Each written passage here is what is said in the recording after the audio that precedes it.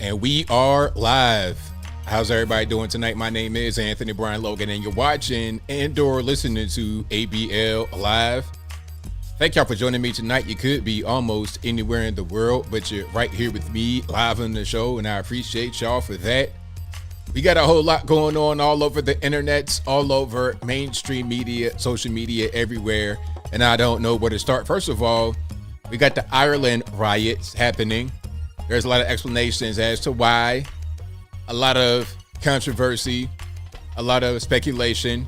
We're going to get into all of that in just a little bit. Also, I did an update on the U.S.-Canada car explosion. We have a lot more details. Shout out to my cousin who lives out there and knew the guy. We'll talk about that a little bit more a little bit later. Also, Derek Chauvin got stabbed in the penitentiary. A lot of celebration, but I don't think it's really worth celebrating. I don't think he should be in the penitentiary. The guy who wound up taking Walter Scott's life should be there, but Derek Chauvin did not do anything other than be at the wrong place at the wrong time when that guy overdosed on drugs, just the same as 100,000 other Americans did last year on opiate derivatives alone. We'll talk about that a little bit more a little bit later. Also, Eric Adams is being accused of assaulting a woman from back in 1993, 30 years ago. And it's not just him. Axl Rose, Bill Cosby, Jamie Foxx, Puff Daddy, and a whole lot more. We'll talk about all those things and more on tonight's episode of ABL Live. And I appreciate y'all for being here. You guys are the best audience anywhere on these internets. If you like what you're hearing thus far, please give the video a thumbs up, like the video, share the video, do all of that good stuff. That'll help me out tremendously. I'm about to get cracking, rocking, and rolling over on the Facebooks as well. So y'all, it's going to be kind of weird, but not really. Everything will be just fine over here on the YouTubes. We got a whole lot to talk about tonight. I got a lot of videos that I've not shown you guys as well. But first and foremost, y'all know I got to give a shout out to the sponsors. Shout out to patriotpost.us, your best source of news and information anywhere on these internets. Their link will be in the description, or just go into your audio, I'm way ahead of myself. I'm getting too ahead of myself. But go to your browser bar. There we go. Not audio, streaming platform. Go to your browser bar and type in patriotpost.us. Go directly there. Tell them ABL sent you. Also, go to ablmerch.com. We got the hats, t-shirts, stickers, hoodies, mugs, and more right there on the website, ablmerch.com. If you've not been there, or if you have been there, tell a friend and tell a friend. Also, go to my regular website, anthonyblogan.com. That is ANTHONY, the letter B, LOGAN.com. Go to the front page of the website. We have articles for each video that I produce. So whenever you want to find sources, whenever you want to find more information, it's easy to do so right there on the website for 100% free, anthonyblogan.com. And if you go to the contact page, anthonyblogan.com/contact, you can find my email address, my snail mail address, my Facebook, Twitter, not going to call it X, Instagram. All those links will be easily accessible right there on the contact page. Again, anthonyblogan.com/contact. And as I always say, in every single stream, please don't get scammed. Ain't nobody got no time for that. Here's how the whole thing plays out whenever someone's trying to scam you using my platform. Let me explain. I'll post a new video, and then you will make a comment on the video. Someone replies to your comment, and the person looks like they could be me. They may have my picture. They may have a name that looks similar to mine. And then they'll say, hey, contact me on this 45-digit phone number, and I can help you invest into cryptocurrency. Don't mind me, it's ABL. You know, I ain't gonna steer you wrong. And you know what? I gotta find this meme where it was here it is. Yeah, you know what? This is probably the best way. I might just show this whenever I want to actually make that point. Okay. So here is kind of how They do. And sometimes people fall for it because not everybody's too tech savvy. It happens like that sometimes. But let me show you this meme right quick. Okay. This is kind of how it goes. All right. Now, there we go. So you see this right here? So someone says that they are Michael Jackson, right? And their name looks real, right? The real Michael Jackson 1111 on Instagram.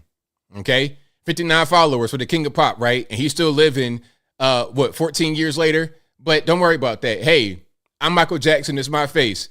And then look at the message. It says, hey, it's Michael Jackson. Or how about this? Can I do the voice right quick? Hey, it's Michael Jackson. I'm messaging you from a private account. I'm not really dead. Can you cash at me $600 so I could come back to the United States and put out more music? Hee hee. So that is his pitch. Like, hey, it's really Michael Jackson.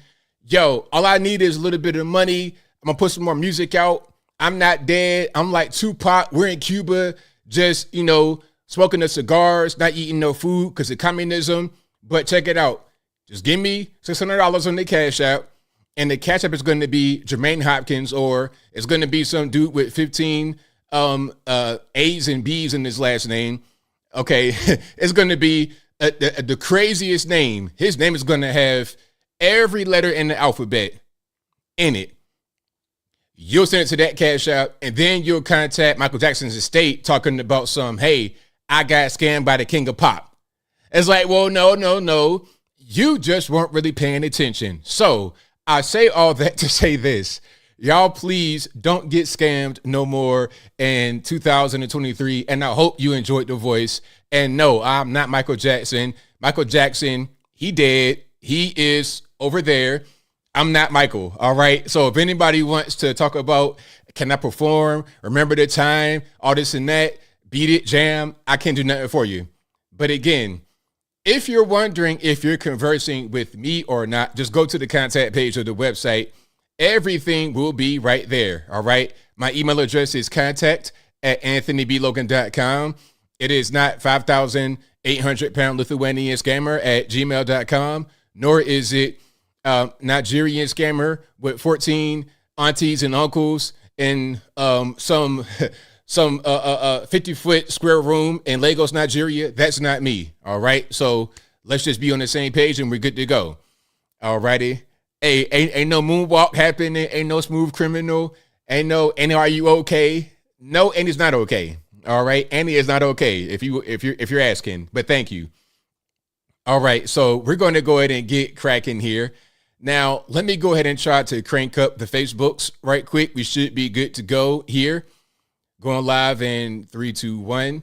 Okay, I think we should be live on the Facebook. It's kind of awkward. Hopefully we good. All right, we good now? So shout out to Facebook. Thank you guys for joining.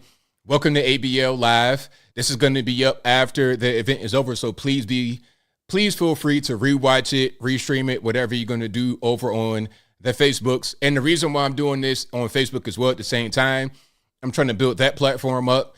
We got 2024 coming up, and it's going to be crazy. If you thought you saw some things in 2023, in 2020, in 2016, you ain't seen nothing yet. You have not seen anything yet. How are they going to get this guy out of the way? Speaking about Joe Biden, really, they want to get Trump and Biden out of the way. Biden is barely able to walk and talk at this particular point in time. And as a matter of fact, let me see if I can have a video of your man, Joe Biden, attempting to walk. Okay, so this is a more recent video, and I got a lot more videos of different things that are going on all over the kid is not ABLs. That's right. You guys are hilarious. But speaking about sleeping criminals, take a look at your man, Joe, right here, trying to get from point A to point B and having a hard time getting her done, looking like Mr. Burns from The Simpsons. Check it out. Now, do we have sound? It doesn't really matter, but let's make sure we have some sound.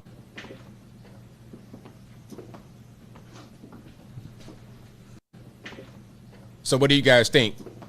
Is this gate looking presidential? Does it look strong and resilient? Would you want to have him in the foxhole with you? You want to go to battle with that guy right there?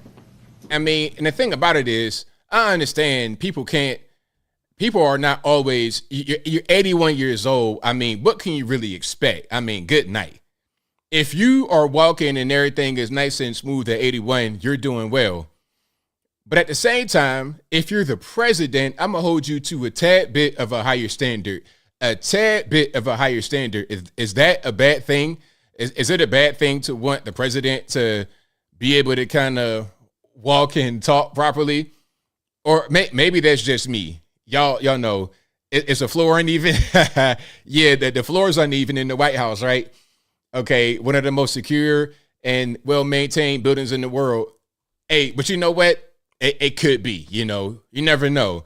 They might need to just fix that up, and that could be the reason why things ain't going the way they should already. But we got a whole lot we're going to get into, and I thank y'all again for joining. You guys are the best audience anywhere on these interwebs. If you like what you're hearing so far, please give the video a thumbs up, like the video, share the video, do all that good stuff. That will help me out tremendously. And thank you to June over on the Facebooks. I appreciate you for joining. Alrighty. Now, let me make sure that I'm doing this right. All right. There we go. Perfect. So you guys can see it on my main page as well. Alrighty. Now, we got a lot of videos to get through, a whole lot of things that I've been able to bookmark. We're going to get to everything. We're going to get to the Niagara Falls situation. And again, shout out to my cousin. I get a lot of emails from people, a lot of texts, and sometimes I get some really good stuff, some exclusive information. This time it's my family member to say, hey, man, I'm out here. I'm on the ground. I see some stuff. Take this. And what he sent me makes sense, but we're going to get to that in a little bit. First things first, we're going to get to a few of these videos, and I'm going to address super chats toward the end of my little monologue we got going on here. So y'all hang tight for that. But we're going to get into a whole lot. I got some police videos. I got a lot going on. I got some more of these. I have at least one. I got some interesting videos for Black Friday as well. Very, very well. I got at least one interesting video for Black Friday. That's gonna. It kind of just reinforces what we already know. That's pretty much just how it is. We got something from your man Mitt Romney. We got a lot going on. Mitt Romney, I mean, people like this are in the Republican Party, and it's just like, man, why are you even here? What is really going on? You know, I just don't really understand. Okay, we got some fashion trends going on. So where are we going to start? I think we're going to start with this here. Let's start with the college question and answer. Then we're going to go further. All right. So let's check it out. This is Kennesaw State University, which is basically Atlanta. If you're coming from 75, if you're coming into Atlanta from the north, like for me, like I live in Chattanooga, right? So I'm like at the very top of Georgia and Tennessee. I could take 75 straight down to go to Atlanta, be there, hop, skip, and the jump. Kennesaw, you come into Kennesaw first if you're coming from the north before you get to Marietta, then Atlanta. So this college is basically in the Atlanta area. Now, here's a very simple question that they're going to be asked, and you're going to be shocked at the answer, but not at the same time, not really shocked. Let's go ahead and put it on the screen. What is an RP headphone user? Sorry for the loud noise. Let me go ahead and just get that sound down, and let's go ahead and let it rock. What is a quarter of a century? Okay. So the question, what is a quarter of a century? How many years is a quarter of a century? Now, you guys are brilliant rocket scientists in the chat, and I'm not being facetious. You guys understand the question and you know the answer already. Okay, I know you guys in the chat are not counting on your fingers and toes and your calculator and your phone trying to figure out what that is. You're not trying to put no formula in the phone, trying to divide it to get the answer. All right, but let's see what the answer is. A quarter of a century? What is that, like 250,000 years? Wait, so a quarter of a century is 250,000 years? I mean, they didn't say quarter of a million. if that was the question, then yeah, but a century is not 1 million years. All right. I don't know. A decade? See, you know what? They're both close, but at the same time, far. And I'm going to explain why at the end. No, because I'm thinking really hard about this. A quarter of a century? 6.5 hours later. We can go with her answer. A decade? Is it wrong? Is it wrong?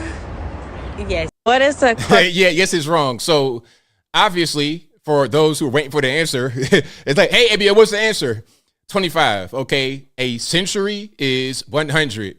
Millennium, 1,000. They were talking about a million. That's a mega annum. And I think that quite literally translates to big year, huge year. Mega annum is 1 million. That's not anywhere close to a century. A century. So what's a quarter? A quarter, we're talking about currency, is 25 cents out of $1, which is 100 cents. It's simple. It's the easiest thing. But anyway, she was close because she said a quarter million. I mean, a quarter million. That was her response. She got the quarter part right. She got the 25 part right. She just added way too many zeros. And the other girl, she was close by saying a smaller number, but she said 10 rather than 25. I mean, hey, and these are college students now. Now, I don't know about y'all, but all I have is an associate's degree. I went to a 4-year college for 1 year, and then I thought it was a scam when I left. So I'm not some super educated kind of person, and I'm not even good at math. I became better at math later. And you know what? This is part of the reason why when you go to a lot of these fast food joints, McDonald's and whatnot, they got on the register, it's like pictures and stuff like this. And I've heard a lot of stories. Like if you go to a fast food joint, any kind of restaurant, and you hand the people behind the counter exact change, like let's say for example, you buy something for $10.35. You give the girl behind the counter $20.35. They're bringing a calculator out. They don't know what to do. Now, obviously, if you're my age or if you just know a little bit, okay, $10 bill, or 2 5s, or 10 1s, 1 5, 5 1s, whatever. $10. No need for the actual physical metal change. But they have no idea. They're totally clueless to the whole situation. It's crazy. Now, a lot of the young generation, they are very smart, very forward thinking. I've met a lot of you guys going to speaking engagements and things like this. Somebody says they're scared, ABL. I understand, but trust me, there are a lot of young people out there that have a lot of intelligence. Now, unfortunately, some don't. Now, here's another trend that I witnessed. People getting freckle tattoos. Now, we've seen face tats. I think Mike Tyson might have been one of the first ones to popularize getting face tattoos. And now we're seeing just random people. And a lot of times when you see somebody getting arrested, it's going to be a face tattoo. And I'm not saying everybody with face tattoos is going to be a criminal, but I'm saying if you go to the penitentiary and it's a guy with, face tattoos, and he got all kind of tattoos on his shirt, on his chest that match the face, you already kind of know what's going on. But here's a trend among the youngins as well. We're getting freckle tattoos. You can hit me on my— Okay, we're not going to play the music there. I'm not going to try to get a copyright claim here. All right, so there's a freckle tattoos. Now, they're doing this to their face on purpose. What looks like acne to me, you know what? It could be a combination of acne and freckle tattoos, but maybe they're just fresh out the oven, freshly done. So you got a lot of irritated skin, perhaps. But yeah, freckle tattoos. Now, I don't know about y'all, but I'm not trying to do something like that to my face permanently. It's like wearing makeup. Just put it on for the time you need it, and then at the end of the night, wash it off. Or you know how little kids get them little fake tattoos on their. Okay, yeah, I'm 5 years old and I want to get a Batman tattoo. Okay, your mom go to Party City, get you the little fake tattoo, and then you feel like you are a guy that rides bikes for a living, that drinks whiskey for a living. But really, when you get in the tub that night, it's gonna come right off. That should be the same thing for these youngins. But you know what? Hey, I'm big and grown. I can get freckle tattoos. All righty, so that's what that is. So yeah, shout out to everybody here. All right, and thank y'all again for joining. You guys are the best audience anywhere on this internet. If you like what you're hearing so far, please give the video a thumbs up, like the video, share the video, do all of that good stuff. That will help me out tremendously. All right, let's keep on rocking here. Oh, and here's something else. Black Friday. Did you guys do any Black Friday shopping like in retail stores? I know there were some good deals because, you know, I like to do comparison shopping. I keep an eye on the products that are on sale. I look at how much they cost throughout the year. And when they're on sale, I know they're on sale because I've been watching it for a while. So I rarely ever see like a Black Friday sale, for example, and just hop right on it because I'm going to keep an eye on what it was for some months before I go out and buy it.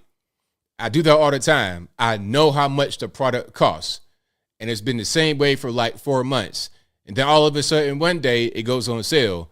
Like you put it on the wish list, and then you see it on sale. A lot of you guys are saying, nope, no Black Friday sales, only online.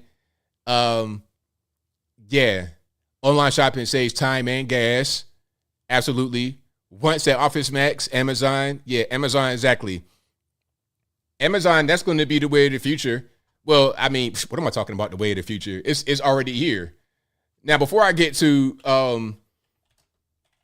the video I wanted to show you, let me talk about Amazon briefly. Then we're going to get to that. So, I heard that Amazon's going to offer health insurance, or at least like some kind of virtual health insurance. Yeah, I'm not really sure, but that might not necessarily be true. But I'm not sure. Even if it's not true, I think that might be the case in the future because they offer everything else. But one thing I wanted to show was how you got a lot of items locked up in these retail stores. Let me see if I can throw it on the screen right quick. A lot of items in retail stores are locked up. So at a certain point, you got to ask yourself, like, what is the purpose? Are they trying to push online only shopping? If I go into the store, matter of fact, here it is. This is the video I wanted to show you. Then we're going to get to the other video from probably the same store. Now, if I'm dealing with this kind of stuff, where you go into the Target, you go into the Walmart, and you're seeing this, I'm going to go online only.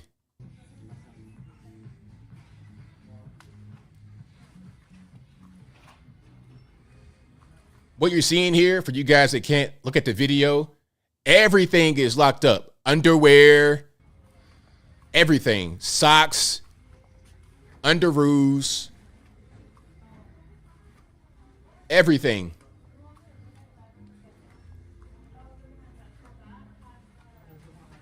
Now, ask yourself, how much does a pack of Hanes underwear cost? Really?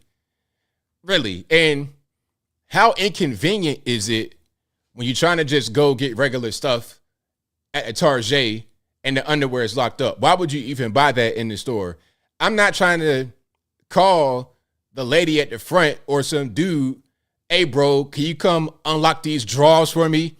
Yeah, let me get the Hanes right there. Yeah, let me get the with the dude on the front with the stuff going on. Yeah, let me get those. Put them in my cart for me. Appreciate it, boss. I don't want to do with all that. I don't want to do with all that. I'm not trying to make eye contact with a guy when he's handing me my underwear. I don't want that. I'd rather would just go online to Amazon, and if my underwear are on their last leg, then I'll replace them with no kind of human contact required. Okay, I'm not trying to go through all this. I'm just not trying to do it. Now, look at this. Same store, probably Target. Here are some Black Friday deals. Now, what you're seeing, this young woman is, now I've seen this before, actually. These signs, I used to make a lot of these signs sometimes. So what's happening here is there's a sign in this little, I don't know what they call them, the sign holder for the prices. The Black Friday sign has a slightly different design on it. It says Black Friday on top, and the price $649.99. Now, all they did was just put this sign over the existing sign, and watch this. So there was a sale, quote unquote, a regular old sale, not a Black Friday sale, for the same exact price. The same exact price. And they're not even claiming a bigger savings. Look, it says $649.99. You save $80. It's the exact same graphic. Now, also as a graphic designer, I know all they did was just go into the PSD, change the top border, and that's it. And there's a little bit of a change under to save $80. But everything else is the exact same. The regular price, the savings, the name of the product, it's all the same. So not only is it the exact same price, it's lazy as far as the sign making. Oh, it's the same. And there's more. What about this one? Let's keep going. Oh. So same thing, $429.99, regular $479.99, same thing. It's the same. Black Friday deal? I don't get it. That's a deal? Okay, this one? Same. It's all the same. I don't get it. I'm confused. No, it's no confusion to be had. I mean, this is what a lot of these stores do. They will just market these deals as Black Friday deals. Now, sometimes they'll have legitimate Black Friday sales. Sometimes. But that's not for every item in the store. And if you're in the store and they want to just entice you to buy something, they'll say it's a sale when really it's the regular price. They'll say it's a Black Friday sale when really it's the same sales price, which is the regular price. You're not getting anything for cheaper. Okay. And then on top of that, you already got inflation going on. So the same item might have been cheaper a year or two ago. Plus, you got a thing called shrinkflation where they sell you fewer of a thing for the same price or even a higher price. So let's say a jar of something might have been 10 ounces. They reduce it to 9 ounces and sell it for the same price. So you think you're escaping inflation, but really you're not, because you are paying more. You're just not paying more than what you used to. You're used to paying the same amount of money, but you didn't realize you got slightly less product for the money. That saves the company a lot of money, and you still keep paying the same. But what's even worse is when you pay more money and you get less product. That's the absolute worst.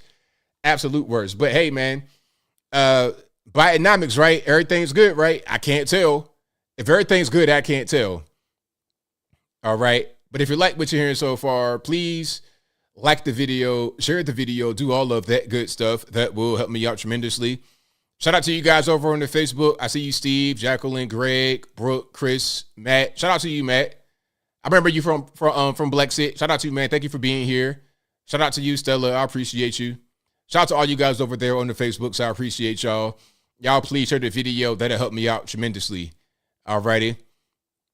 Now, we got a lot more videos to show.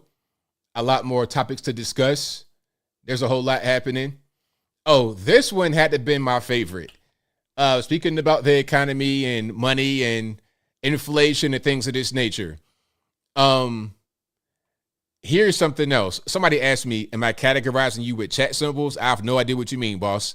Some people have symbols behind their name because they are members.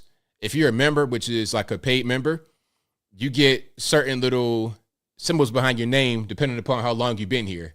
So that's probably what's going on. That's an automatic feature that YouTube has whenever you are a paid member. So that might have been what you're asking. So healthcare, health insurance. At a certain point, health insurance, a big racket. And it's even worse when you are self-employed. Do you guys know how much it costs for health insurance when you're self-employed? Like even the lower level plans. Like I have a certain kind of health insurance I don't want to speak on right now. I'm not sure if I can speak on that right now.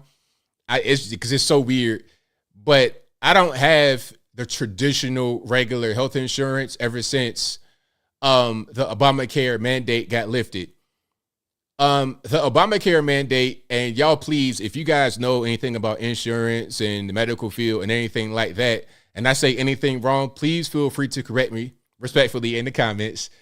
But I think the mandate was the equivalent of the car dealership mandating full coverage insurance before you get a new car and drive it off the lot.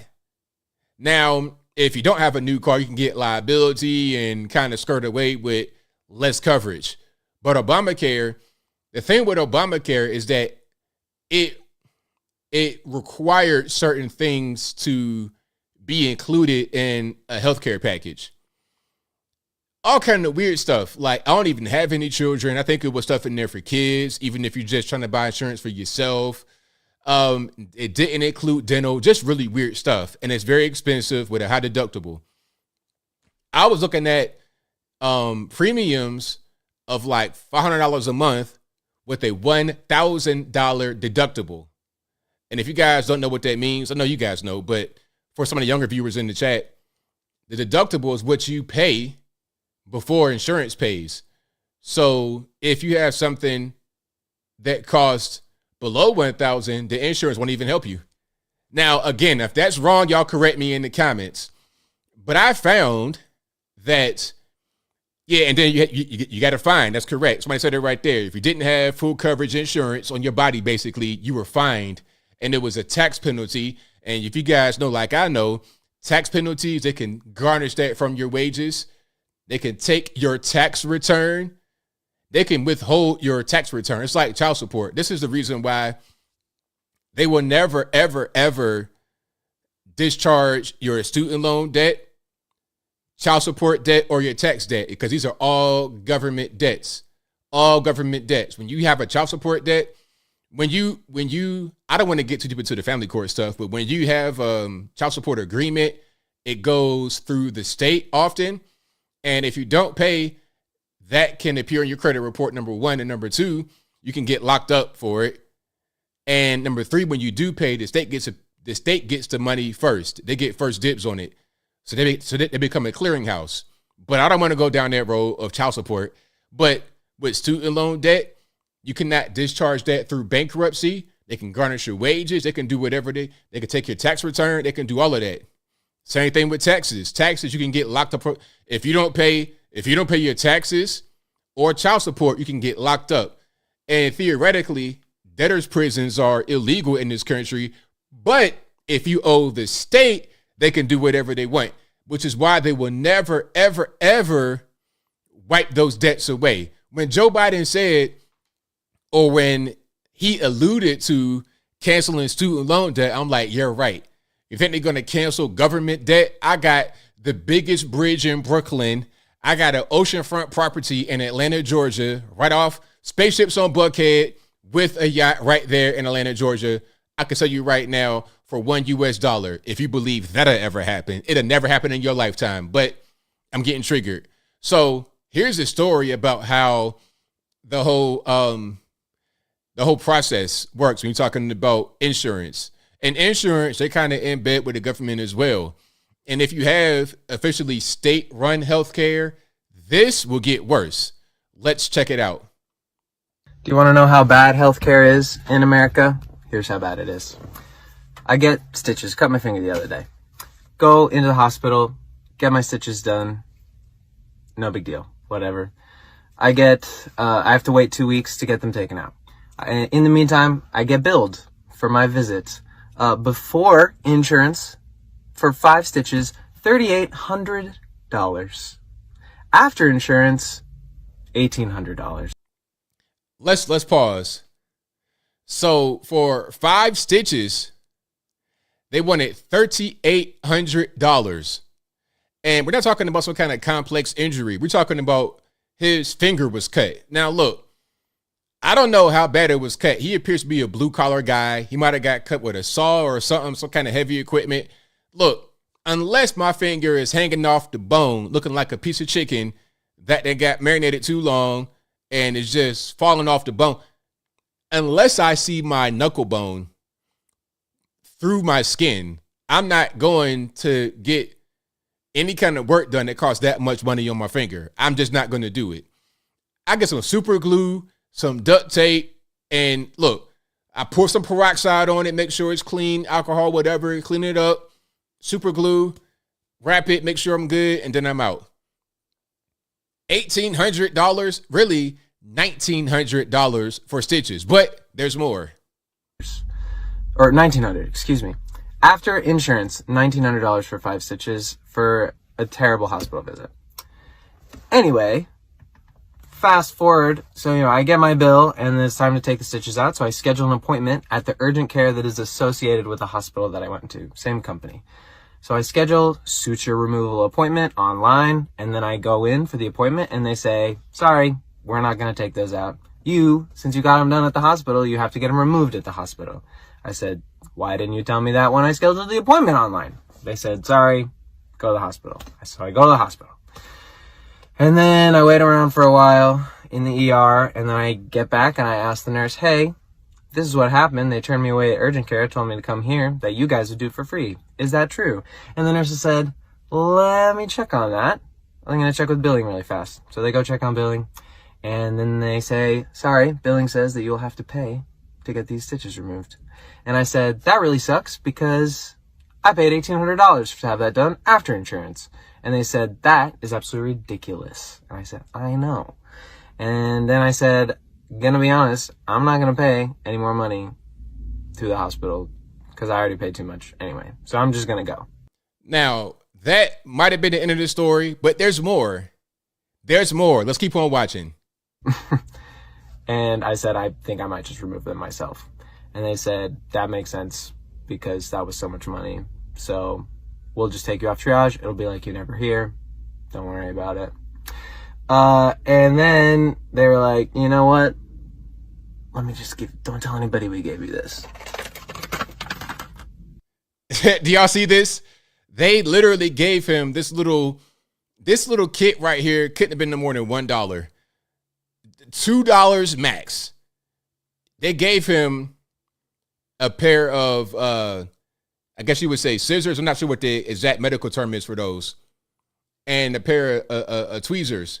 So all I was going to do is just literally cut the stitch and then take it out with the tweezers.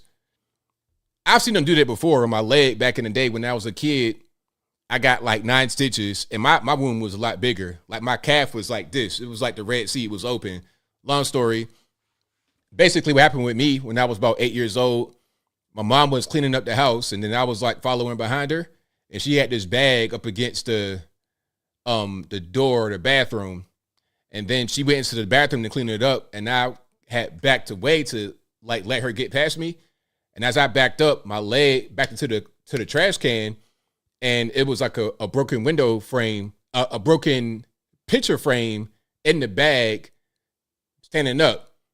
So when I backed into it, the glass went into my leg and opened me up. It didn't really hurt. It was just like I just bumped into the wall.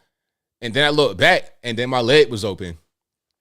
And it was the same kind of process. They stitched me up, had this big crazy needle. The needle was like this big. The needle was like that big. At least at my 8-year-old mind, it was that big.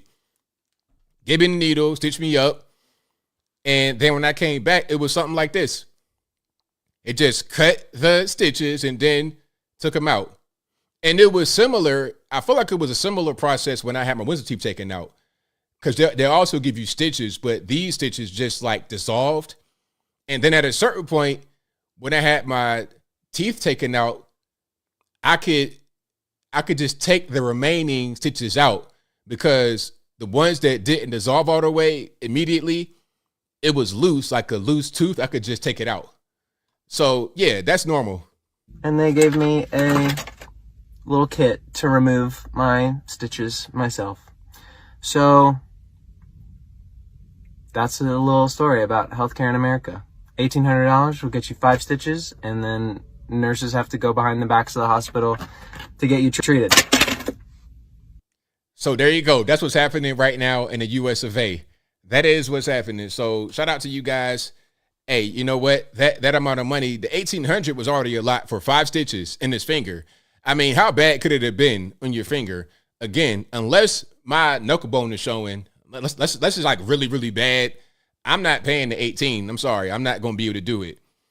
I'm not going to be able to do it. But hey, that's what's happening. And then, you know, people talk about, are you Americans with your expensive health care, all this and that and the third? Well, look, you go to Canada and you got some kind of health problem, they might just want to go ahead and delete you. I showed about the whole thing with the drug addicts, where they were saying, hey, if you can't put the crack pipe down, they might just go ahead and delete you. They give you the assisted deletion. Okay, they're talking about, oh, you know, it's humane. Basically talking about euthanizing you as a human being. Okay, now last I checked, you put down dogs or other animals when they got to a certain point, they couldn't, but a human being, euthanizing, that's the kind of thing they want to normalize over in Canada. So I don't know about that. And then UK, how long will it take for you to be able to get your treatment? I'm not quite sure. But I digress. Let's keep on moving. Your man, Mitt Romney. So Mitt Romney is in the news, and he says that he would vote Democrat if Trump or Vivek is the actual nominee. Now, how in the world is a Joe Biden or a Gavin Newsom better than anybody on the Republican side if you are a Republican? I don't understand. Look, I'm not a fan of Nikki Haley and Chris Christie, all these people, but how is Gavin Newsom or Joe Biden better than them if you are a Republican? I don't understand. I don't get it. But that's your man, Mitt Romney. And remember, a little bit of context. Mitt Romney is Ronna McDaniel's uncle. Mitt Romney is Ronna McDaniel's uncle. Ronna McDaniel is the chair of the RNC. So we see why the RNC can't raise money, why they suck at outreach, why they are, if anything, at best, they are a burden, a hindrance, a stumbling block to get over.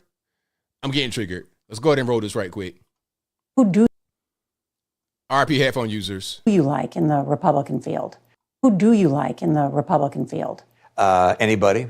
I'd be happy to support virtually any one of the Republicans. Maybe not Vivek, but the others that are running would be acceptable to me, and I'd be happy to vote for them. I'd be happy to vote for a number of the Democrats too. I mean, it would be an upgrade from, in my opinion, from Donald Trump and perhaps also from Joe Biden. Look, I like President Biden. I find him a very charming, engaging person. There's some places I agree with him, but most places I disagree with him. I think he's made all sorts of terrible mistakes, but I would like to see someone else run. Who do you like in the Republican? So there you have it. You know, he says, yo, Trump, Vivek, I'll vote for somebody in the Democratic Party over them, and then somebody else in the Republican Party. Now, what that tells me is he wants the warmongers like what's your man, Tim Scott, talking about we need to go ahead and bomb Iran. We got to go into Iran. It's like, whoa there, bucko. You want to go into Iran? Okie dokie. How about, no, let's not do that. Let's not do that. So maybe he wants one of those guys or a Joe Biden or a Gavin Newsom because they'll do whatever the Union Party wants him to do. He doesn't want any actual leader in there. a guy like Trump, obviously an actual leader. Vivek, I'm not 100% sold on yet, but he is coming off as an actual leader, unlike pretty much everybody else in the field aside from Trump. Okay, so that's pretty interesting. Now, let's see this here. This is a video. 4 officers trying to arrest a male shoplifter for 2 minutes. Now, there's no sound here. This is Chicago, by the way. And they pull up on him. Now, if you got 4 cops, you should be able to take this guy down. Now, I can tell you what, if he takes off running, man, they're not going to catch him. I don't see athletes here. Okay, I don't see athletes. If he takes off running, oh look, they got him flanked. They got him surrounded. So I don't even know how he would escape. I've not seen this video yet, but I've seen it floating across my timeline. I'm not quite sure how new or old this is, but they got him. It's like at this point, it's over. They got 4 people on 1 person. But yo, if he takes off running, you talking about Usain Bolt, Michael Johnson, you talking about Sha'Carri Richardson, Randy Moss, you're not going to catch him. He's gone. I'm sorry. Sagging pants and all, he's going to be out of there like lightning, Quicksilver, the Flash. And they're struggling already. He's not even really putting up a big fight. Hey, shout out to the officers out there. Sure, too, Sam. Okay, we got some sound in the background. Officer Sam. We'll need to have the sound in the background. It's just some, we won't need that. We can just look at the video here. But he's not even really putting up a big fight. He's barely even, getting squirrely. And this goes on for like 2 minutes from what the description says. Yeah, 4 people. Now I understand these are not necessarily ladies who are in the best shape and they're women, but it's 4. And then the lady right here, I don't know what she's doing. Dropping the handcuffs. He's not even running away. Like, truthfully, if you would have ran, they wouldn't have caught him. Unless they pulled a pistol out and they hit him. But beyond that, they weren't going to catch him. Yeah, this is all bad. There should be at least one kind of bulldaggery young lady or a male that can, go hand in hand. Okay, what's happening here? Yep, so now he about to run. There it is. That little jog, that ain't going to get it done. All right, Chuck, come on, man. You blocking the view. We got to get the full view here. You going to park right there? It must be a red light. But yeah, if he ran, it's over. Yeah, I think he did run. Yeah, I called that. You saw our little slow jog at the end. That ain't going to get it, man. You need to put it into 10th to 6th, whatever your top gear is, you need to get into that right away. You need to be shifting. That little, neutral slide you got going on ain't going to get it done. That ain't going to get it done. Let me see if I can find out a little bit more here. Okay, they did catch him eventually. It says video of a retail theft arrest at 95th and Ashland. This is from November 23rd. The subject resists police and takes off running. Patrick Johnson Henry, 32, was taken into custody on a 9400 block of South Justine and was charged with 4 counts of resisting police, 1 count of possession of replica firearm, not even a real gun, and 1 count of retail theft. All right. So that's that. Now, I don't know about y'all, but I mean, come on. You got 4 people on 1 person. That should have been all she wrote. And they had good positioning. They surrounded them. They flanked them. They had 2 in the front, 2 in the back. Had them in a circle, but it wasn't enough. So when people talk about, oh, men and women are the same, there's no difference. Well, obviously there is. Obviously there is. And it's okay. It's okay for us to be different. It's not like I'm trying to I'm not trying to be offensive when I say that. I'm just saying it as a matter of fact. It's not anything else other than that. It's very simple. But if you like what you're hearing so far, please give the video a thumbs up, like the video, share the video, do all that good stuff. That'll help me out tremendously. Yeah, that was funny though. The 4X resisting arrest, that was pretty funny. I ain't gonna lie to you at all. Okay, but we're gonna keep on rocking here. They will drop all charges except for embarrassing the police. Probably so. Unfortunately. All right. Let me see. Hold on. We got something here. So I've not seen this yet. This is from President. Okay, it says President Donald Trump has arrived ahead of kickoff at Williams-Brice Stadium. This is in South Carolina. All right, let's go ahead and check it out here.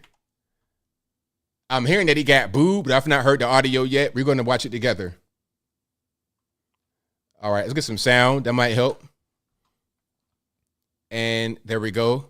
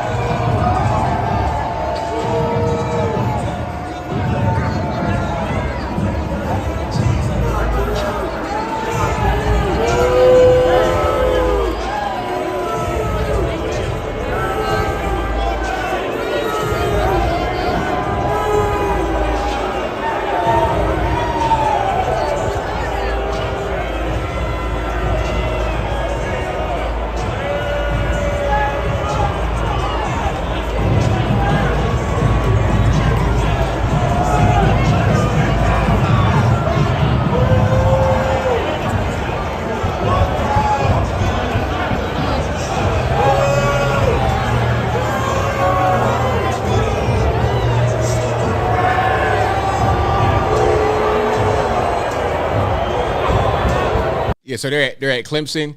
Now, what do you guys think? You got college kids? We talking about woke kids? Like, what's going on? Was it everybody booing or just somebody who was close to the camera? I can't really tell, but that was the entrance. All right, so that's happening. So what do you guys think? Just, not really a big deal, just a few people. But that was the entrance over at Clemson in South Carolina right before the game starts, I suppose, or right during the game. Is Clemson woke? That's crazy. Everywhere is woke. It's no escape to the wokeness, I suppose. That's crazy. But hey, not really surprised at all. Not surprised in the least bit. I kind of expect that kind of behavior when you're talking about college. All right, but hey, that's what it is. I gotta show all the information, everything that's happening. Okay. Now, I read a comment that says the Kiss show was canceled in Toronto. Well, now, the news report I saw, I'm not quite sure they said the Kiss concert is where they were going. But that's what I heard from my cousin.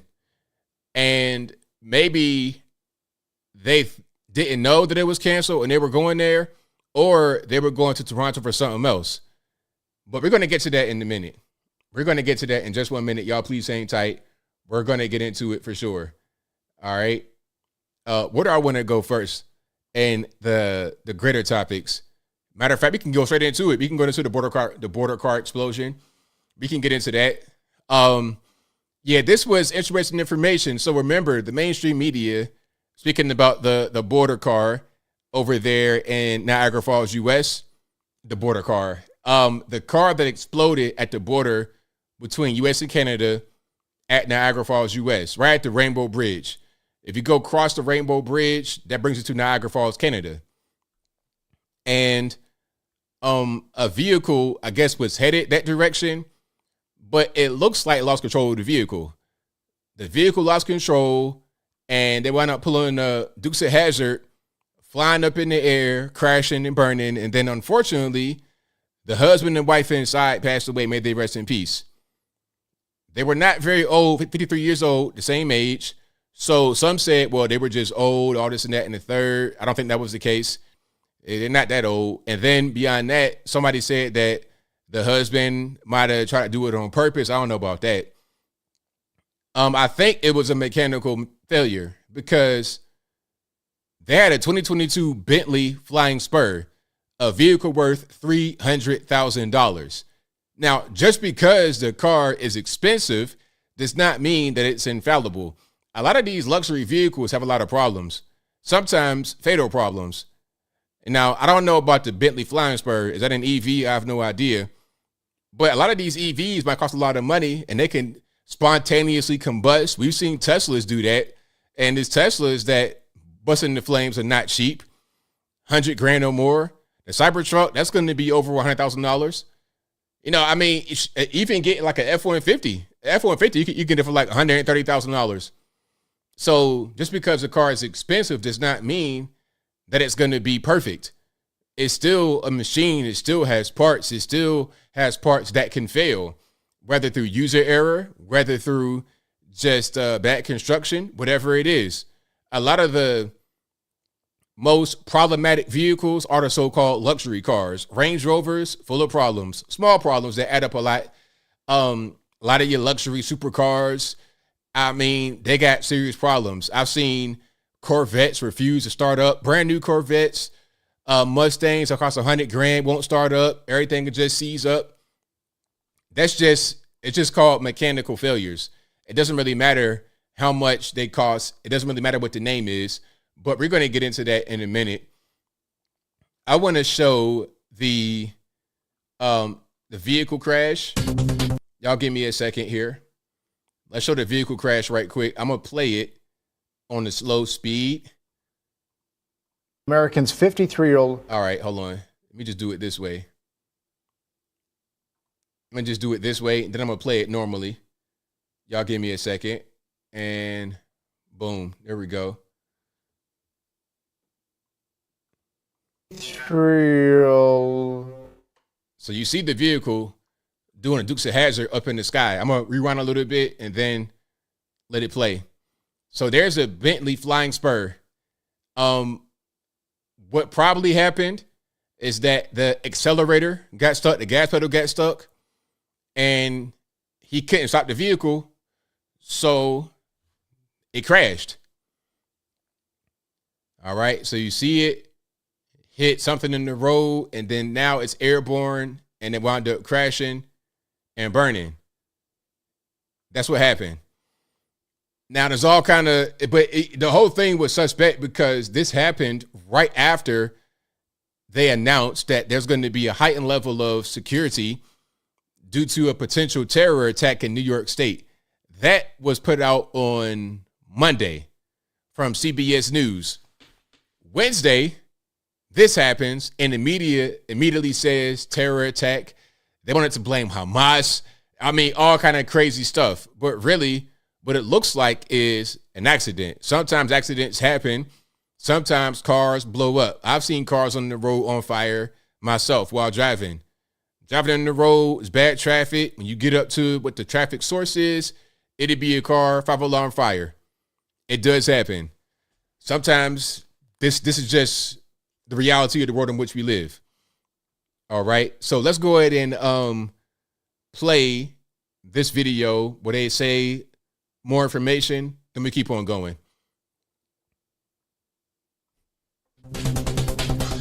Well, authorities have identified the victims of Wednesday's deadly crash at the U.S.-Canada border. Police say Americans 53-year-old Kurt Villani and his wife, 53-year-old Monica Villani, are the ones who died. Video shows their vehicle racing through the intersection, hitting a median, and the vehicle goes airborne before. So it hit a median. So some kind of raised surface. All it really took is a raised surface. So if you're going on a flat road and there's some kind of surface, some kind of raised thing that you can pop up on or ride up on, that's all it takes. You're going fast, you hit that, and then now you got a ramp. Basically, you launched airborne, and when you crash, you can explode, catch on fire, burn. Slamming into a line of booths and then exploding at the checkpoint on the American side of the bridge at Niagara Falls. Officials are looking into the possibility that it was a mechanical failure that caused the car to accelerate right before the crash. So, like I was saying, there's an open recall for Bentley Flying Spurs model years 2018 to 2021. Now, this is a 2022, And then the Bentley spokesperson came out and said, well, it is a recall for the Bentley Flying Spur, but for the previous model years, and the recall is not for models in America. It's only for the right side steering wheel cars and manuals over in Europe or other parts of the world, not the United States, not the Americas. But I mean, hey, if there's an open recall for the accelerator getting stuck and some of your cars from one model year before, if I put 2 and 2 together, I'm thinking this could be the same thing going on here. I'm just saying, to me, that makes sense. Maybe it's just me making sense like that, but hey, I can't tell. Now, you guys say you're not buying it, but I mean, and I'm not trying to be funny when I say Flying Spur. That's just the name of the car. But you guys are not buying it. So if you guys don't believe what I just explained to you, what do you think actually happened with the crash? You think that it was done on purpose? You think that he was on some drugs? Somebody said he was not no fentanyl. I mean, really, a fentanyl addict in a Bentley? Really? And by the way, they just came from the casino. They were at the casino, and then they were going to Toronto for the Kiss concert, allegedly. Somebody said the Kiss concert was canceled like a day before. Maybe they knew that. Maybe they didn't know that. Maybe their plans were to go to the Kiss concert, but then since those plans got canceled, they were going to go anyway because they probably already had a room booked. So it's okay. If you got a whole weekend planned, you got your hotel reserved, you got this reserved, you got dinner reserved, you got all kind of things reserved, I might still go to Toronto and do something else. Okay, we can't go to the Kiss concert. Let's go over here. Let's go over there. Let's enjoy the weekend. Let's enjoy the holiday. That could have been what's going on. That's what I presume was happening if they knew that the Kiss concert was canceled. Exactly, Purry Pill. There are a lot of possibilities, a lot of different ways this whole thing could go. All right. Look, if they lost money at the casino, all they got to do is sell that Flying Spur, and then it's over with. Yeah, Jenny Jones says, it sounds like the accelerator got stuck. Had that happen years ago at an old Chevy pickup. Scary. Yeah, exactly. Very, very scary. These kind of things can happen. Let me see. J.R. Williams says the last three Kiss concerts have been canceled. Google it. Again, even if that is the case and they knew it, it doesn't matter because they still might have already had reservations for a hotel, for dinner. So it's like, well, you might as well keep on going. Might as well just go anyway. We already got the weekend booked, so why not? Why not? I've done that before. It's like, okay, you got a weekend booked, and then some of your plans may not be possible. You still got the weekend booked, so let's go.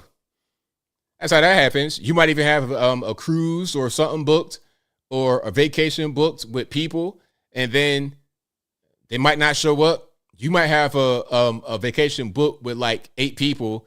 Nobody shows up. If it's me, I'm still going. I don't care. By myself, 8 people, whatever, I'm going to go. You know, I'm not going to get stopped by a change in plans. All right. So if you like what you're hearing so far, please give the video a thumbs up, like the video, share the video, do all that good stuff. That'll help me out tremendously. But the media ought to be ashamed of themselves. They called this a terror attack right away, talking about something. What they say? They said, Hamas. They said all type of stuff about this from the beginning. It's like, man, we got to just do a little bit of actual journalism, be responsible, and not just say anything that pops into our mind whenever we see any kind of incident unfold. It's just not right. I don't like it. And it makes people not want to watch TV anymore, more than what's happening, because truthfully, what's happening nowadays is that nobody watches TV anymore because we don't believe it. We don't believe it. I don't really believe it. I don't believe in television anymore. Whenever I turn on Fox, MS13, DNC, and it used to be that Fox was like the last bastion of hope. They were the last good TV station. But now, I mean, they're just as bad. everything's about, everything's about Israel and Hamas. I mean, I turn on Fox. I already know what I'm going to see. I know what I'm going to see. I turn on Fox. I'm going to see a commercial about them vegetable pills they got, or My Pillow, or something for aching bones and stuff like this. And when they go to the program, it's going to be something about Israel, Hamas, and that's pretty much it at this point. Nothing else. So it's like, man, can we get something else? But that's the flaw of constant news coverage, of news that's always on and never takes a break. When you're looking at local news, you have half hour to an hour of news. They cover local issues and national issues, and then they out of there. But with Fox, they got to kind of manufacture news. Same thing with all the other news organizations. ABC, NBC, MS13, DNC, they got to manufacture news at a certain point. They got to create stories. They got to bring on guys that will interview and bloviate and just talk about nonsense 24/7, 365. There's never any days off. So at a certain point, they got to do stuff like this. Because if they don't have any revenue. They don't have any money. So, yeah, that's why a lot of cable news is garbage. And you guys always ask me, what's a good news source to pay attention to pay some mind? I say local. Written news.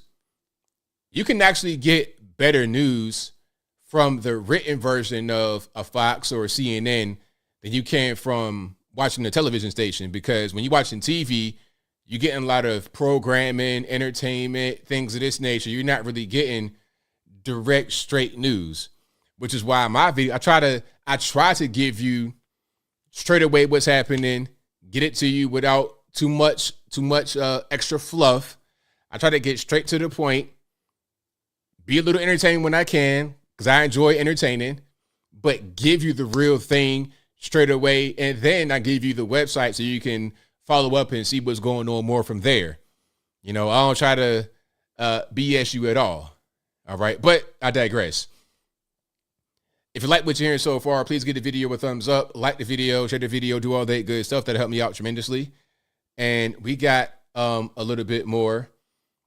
All right. What's am I going to get into? Let me see. Oh, Eric Adams. So Eric Adams is having a bad few days, really. Eric Adams has been accused of assaulting a woman in 1993, 30 years ago. Now, this is part of a wave of lawsuits that have come in just 1 year. So Kathy Hochul signed the Adult Survivors Act into law in May, I think, of 2022. And the deadline for people to file a claim under this new act was Thanksgiving Day. And I'm sure the courts were closed that day. So really the last day was Wednesday. A lot of lawsuits got filed on the very last day. I'm sure a bunch of lawyers just sent out an APB like, hey, anybody got a complaint, file it now. You could possibly get some money, because the person in the Eric Adams case wants $5 million. Cold hard cash, $5 million. It's not about a criminal thing. It's not about trying to get them locked up. Just give me $5 million. Now, Eric Adams isn't the only one who is facing accusations. All kind of guys, black, white, Puerto Rican, candy stripe, quite literally. Everybody. Listen, in just 1 year, there have been 2,500 lawsuits filed under this act. 2,500 in 1 year. And to be clear, what this is, if you were an adult at the time of the attack, because I think if you were a minor, it doesn't matter. You can file at any time. But if you are over the age of 18, you can file a claim, and there is no statute of limitations. You got them going after Bill Cosby, and Bill Cosby was heavy active in the 70s. So they're going back to they're going back to the hair bands of the 80s, Axl Rose, Andrew Cuomo got an allegation from an intern or something like that. They got Puff Daddy, of course. And some of this stuff, I think it's not all, and that's part of the problem with stuff like this. Some of it is not all BS. Puff Daddy, I believe some of that might be real. There's an allegation about Puff Daddy and Aaron Hall. If you don't know who Aaron Hall is, he was in a group called Guy back in the early 90s with Teddy Riley. Teddy Riley then had a group called Blackstreet. But that's a long story. I don't want to go down that road. Aaron Hall was allegedly with Gloria Velez, a very well-known like video model, video vixen, when she was 16 and he was in his 30s and he got her pregnant, allegedly. Now, I've met her before, Gloria Velez, very nice person. Very, very nice person. She's spoken out against him before, so I don't necessarily doubt the allegation about Puff Daddy and Aaron Hall doing something. And then Aaron Hall got on the interview on Vlad TV talking about how Puff Daddy has seen him perform these kind of acts, not necessarily illegal, but he just said he's seen him perform in the bedroom. On TV, in the interview, he said that about Puff. So now they're saying, oh, well, that wasn't consensual. Some of that could be real, but some of it is not real. In the case of Eric Adams, I think it's fake completely. I think it's a political motivation behind it. Just the same thing as the whole campaign finance violation allegation. Remember, with Eric Adams, he's been very critical of the Biden administration because of the migrant crisis. Now, part of that is his fault because he promoted New York City as a sanctuary city. The governor promotes the state as a sanctuary state. So if you want to be a sanctuary city and a sanctuary state, don't get mad when you use as a sanctuary city and a sanctuary state. Now, obviously, Eric Adams didn't anticipate this many people coming to New York City. And the reason why they're coming to New York City in such large numbers is because there's no border. The border is wide open. If you want to come to America, there's no point in going through the legal process. I mean, if you're a moral person and the right person and the righteous person, and you want to be law-abiding, then sure, that is the right way to go. Go through the legal process. But while you're spending tens of thousands of dollars, waiting years of your life, you could just get to Mexico, just fly to Guadalajara, walk across, and you're good. Just walk straight across the border and go wherever you want. Matter of fact, they'll give you a ride. Okay? Donde vas? Donde eres? Okay, I'm from China. Where are you going? New York. Okay, cool. Here's your ticket. Un boleto. There you go. Take that. Take that and go straight to Brooklyn, straight to Bronx, Harlem, whatever. Go there. I showed the video of the migrants going to QB, the Queensbridge, the projects. 8,000 of them in one housing project. Now, obviously, Queensbridge was big. I'm not sure how big Queensbridge is. It's really, it's the biggest project in the world. But now they're going to fight over resources. They're fighting over food and all kind of stuff that's given to them. You know, that's going to be a big problem. And Eric Adams is upset about that. Now, let me see if I can find a picture that does it justice. It's kind of hard to really find one. Okay. This might do it. Yeah, this might.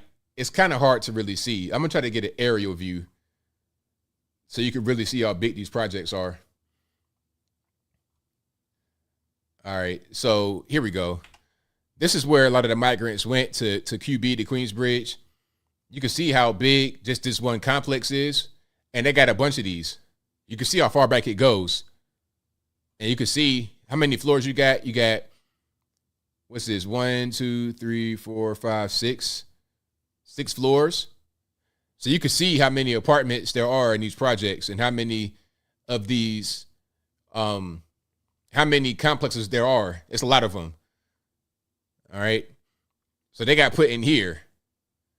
And you're dealing with a lot of poor people, all trying to fight over resources, it's going to be an issue. Eric Adams is like, look, okay, I said we're a sanctuary city, but I didn't mean this. I didn't mean 175,000 people all at once. I didn't mean having to pour 10,000 migrants in Queensbridge projects. We're not ready for that. So I think it's partially politically motivated. But let's watch this, because this video right here of Eric Adams talking about it just gives you all you need to know. It says everything right here. It tells you all about the person who was accusing him. As I was stating, I want to respond to this lawsuit that was just brought to my attention. It absolutely did not happen. I don't recall ever meeting this person, and I will never harm anyone in that magnitude. It did not happen. And, it's going to go its course, it's going to take its process. But it did not happen, and that is not who I am, and that is not who I've ever been in my professional life. And it's just something that never took place. Mr. Mayor, there are quite a number of lawsuits filed under the same name. A person by the same name has filed quite a number of lawsuits and has even written a book that appears to be on sale on Amazon about how to file lawsuits and how to win. Did you hear that? So the person said the person who filed a lawsuit against Eric Adams has a book on Amazon entitled How to File a Lawsuit and How to Win. I mean, Eric Adams like, I don't know this person, never met this person. This is all lies. And the person allegedly has a book on Amazon you can buy right now that tells you how to file a lawsuit and how to win it. And it just so happens that he gets hit with a lawsuit on the last day of this exception where you have no statute of limitations. It can be from whenever ago. It can be from the 70s. Look, they're getting Bill Cosby. This man is pretty much, I thought Bill Cosby already was dead. He's 86 years old. Is he still in the penitentiary? I think he might still be in the joint. He still might be in the hoosku, in the pokey, in the slammer. So by the time he gets out, if he's still locked up, I mean, he might have to get out in a funeral service for himself. And they're still trying to get him because they see there's an avenue. And the unfortunate thing is that some people are really actually victims and they get overshadowed by those who are just trying to get money. Does that make you question the credibility separate from the fact that you're saying this never happened? Well, as you know, I've been in public life for almost 40 years, and people know my character. They see how I am, how I carry myself, and I could just emphatically state that one, this never took place. Oh, so is Bill Cosby out? I had no idea. Okay, I had no clue. All right, so I'm out of the loop. I might have missed that particular thing. I probably saw it and forgot that he was out. Just like I forgot, I didn't realize that Becky from Full House was out either. I saw her on Instagram dancing with Uncle Joey. I'm like, what's going on here? Like, what is happening? So sometimes I don't always catch those things. And I do not recall ever meeting the accuser. And it's just not who I am. And I would never do anything to harm someone. That is just my character. And, this is, right now, you just have to really stay focused during these period of times. Mom used to always tell me there's seasons when, a lot seem to be going on. And at that moment, you just got to let go and you let God. So there you go. Eric Adams saying he didn't do it. I believe him. But see, what's going to have to happen is something's got to give because the migrant crisis is still raging on. And I think he's getting pressure from the federal government to not really ask any questions. That's probably what's happening. No questions, just be quiet. Because remember, when he was on the way to the White House to speak to Biden about this, they raided the top fundraiser, Miss Brianna Suggs, 25-year-old young lady that he knew when she was an intern, age 17, 18, when he was the Brooklyn Borough president. But anyway, When he was on the plane, they raided her house because of some campaign finance violation allegation. When he lands in D.C. to talk to Joe Biden, he gets informed, hey, they raided Breonna. So then he's got to go back. So rather than going to talk to Joe Biden about the migrant crisis, he has to go back to New York to deal with the whole allegation. I think that was done on purpose. Obviously, the timing couldn't have been any better. They know what's going on. Just like, remember when they raided Roger Stone, and then it just happened to have CNN right there? It's like, man, come on. These things are done on purpose. The timing is intentional, okay? Because CNN didn't just happen to be at the right place at the right time. They were told, hey, we're going to be here, right now, at this time, for this purpose. You guys are going to get the first scoop. There we go. That's how this whole thing goes. All right. So, hey, you know what? Shout out to Stewie. Said y'all hating on Cosby. I love that, man. Hey, man, that's fine. But Bill Cosby has been known to be like that. I've been knowing about Bill Cosby since the 90s. This is old news. This ain't like somebody, like, let's say, for example, they want to say Kanye did something. It's like you never, ever, ever heard about Kanye doing anything like that to anybody.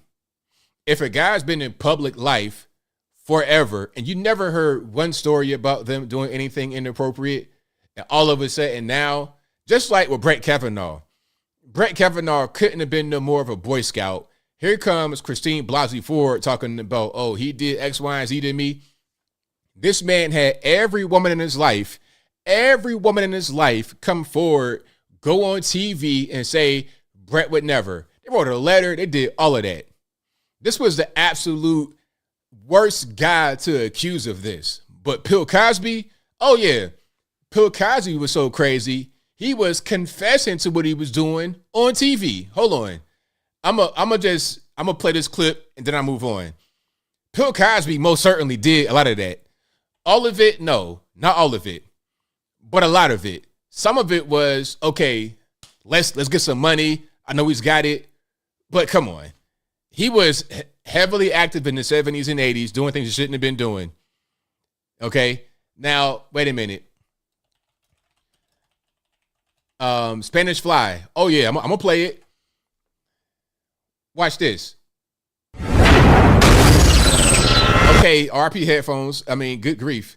I want to show my panel a fascinating interview we found from 1991. Bill Cosby was on CNN promoting a book. He tells an interesting story. Take a look.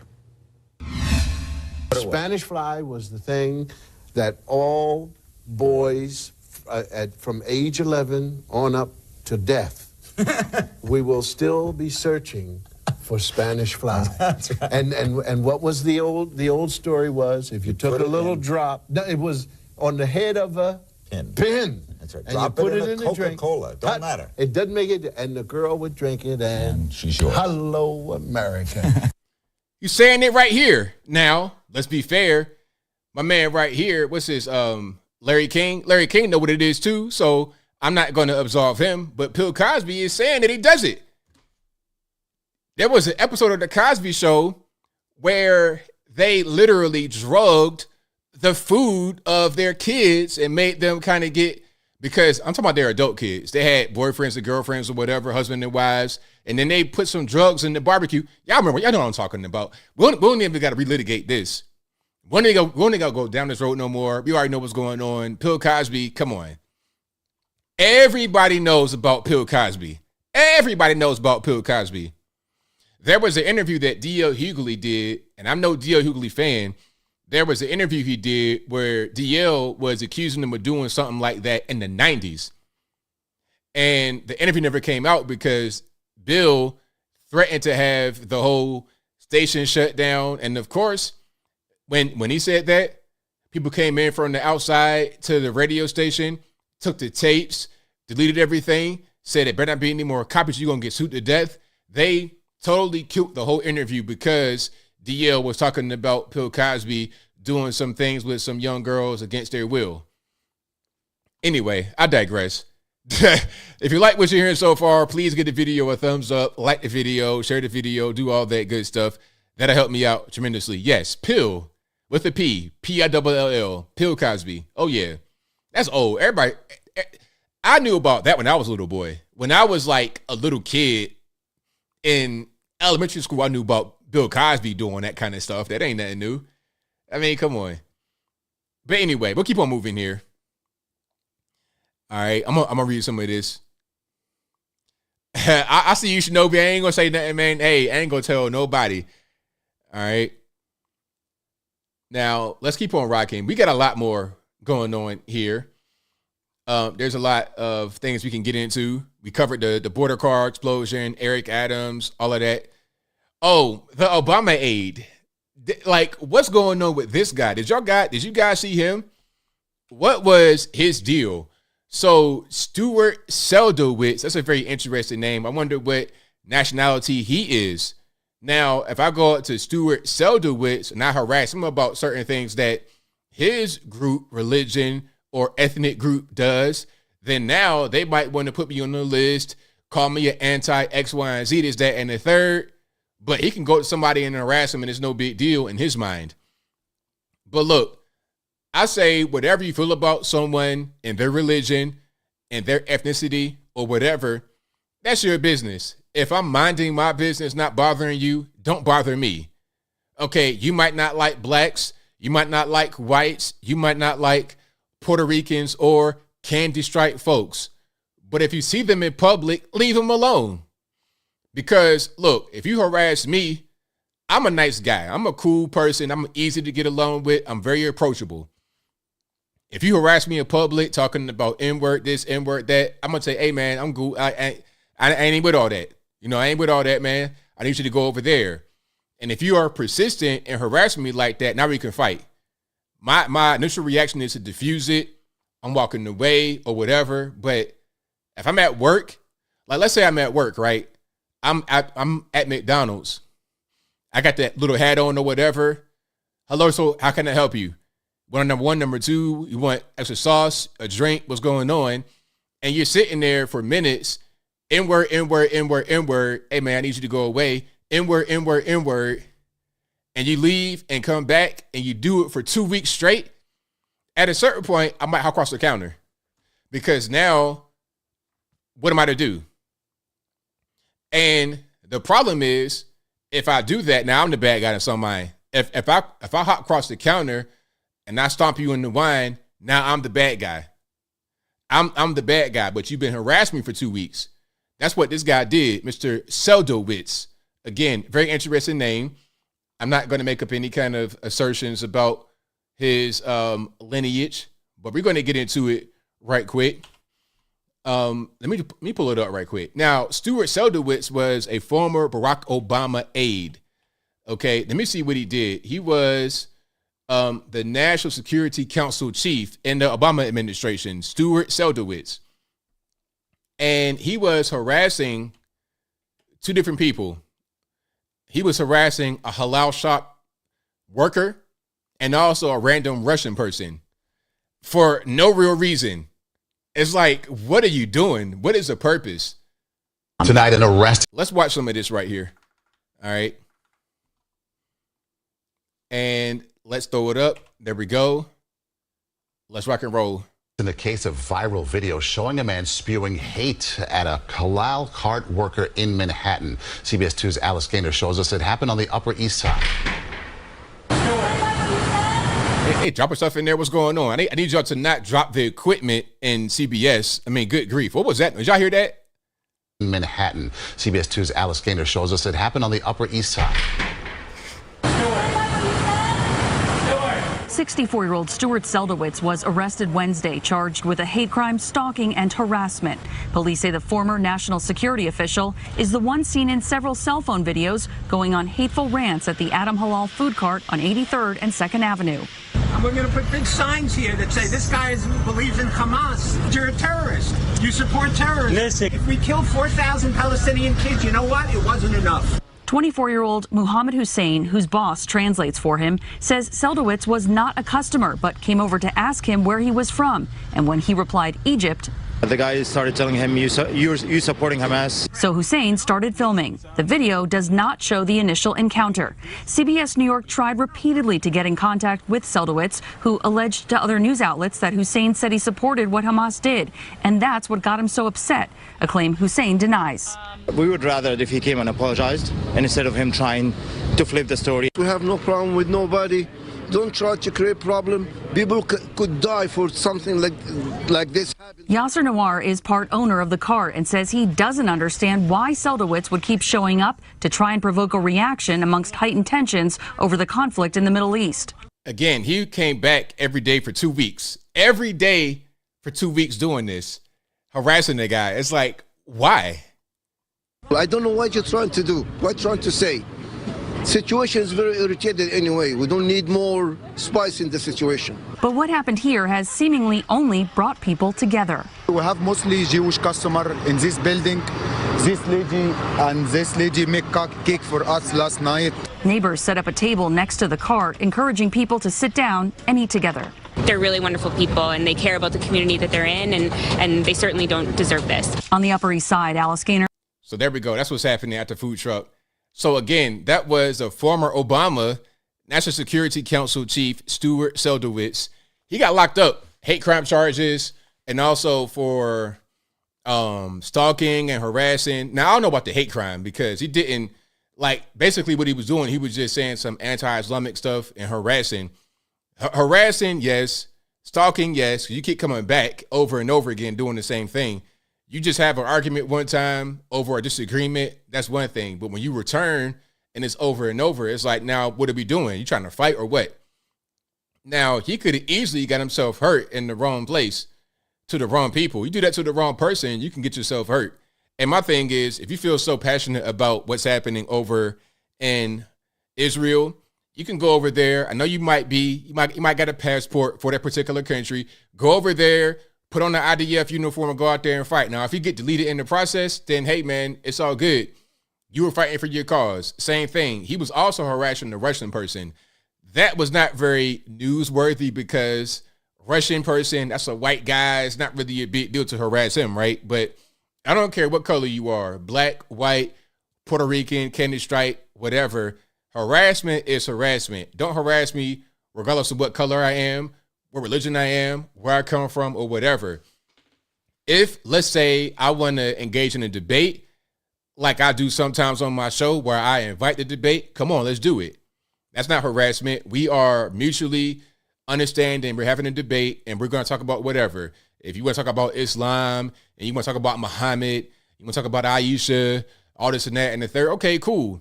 If I agree to have that debate and conversation, same thing. We could talk about the Torah and the Talmud and, a lot of other things that are going on. We can discuss about that if you really want to talk about it. And if you won't get offended, if you won't call me anti-Semite, if I won't call you anti-Islamic, great. But I'm over here making falafel raps. I'm not trying to have no political debate with you, sir. Go over there. I don't care if you wound up over the conflict. That's not my responsibility to be your punching bag, your sounding board. Go holler at a therapist and talk to them. Pay them for their time. Have them consent if they want to consent to being your therapist. And then you could do it that way. You ain't going to just come dump on me and act like that sounded really crazy. But you're not gonna come and just harass me all day because you got some kind of problem with yourself. No, man, you're gonna either I'm gonna consent to a debate, which I don't want to do. I'm trying to slang these falafel raps. Okay, I'm trying to slang these euros, whatever they got going on. I'm trying to slang this halal food, this kosher halal, whatever they want to call it, same thing. You just in the way. So yeah, shout out to the food truck guys. Hey man, like I said, you minding your business, not bothering anybody. You should be left to your own devices. I don't care what I think about you. It is what it is. If I saw an 8-foot tall drag queen walking around outside minding his business, I'm not gonna say nothing to him. For what? Now, if I see this 8-foot tall drag queen in the room full of kids, that's something different. but just outside minding his business, that's something that what am I going to do to that person? All right. But if you like what you're hearing so far, please give the video a thumbs up, like the video, share the video, do all that good stuff. That'll help me out tremendously. Oh, and you know what? If this was a regular standard white guy, because, you know, Seldowitz, he is a white guy, but at the same time, not a white guy. To regular people, Seldowitz would be a regular white guy.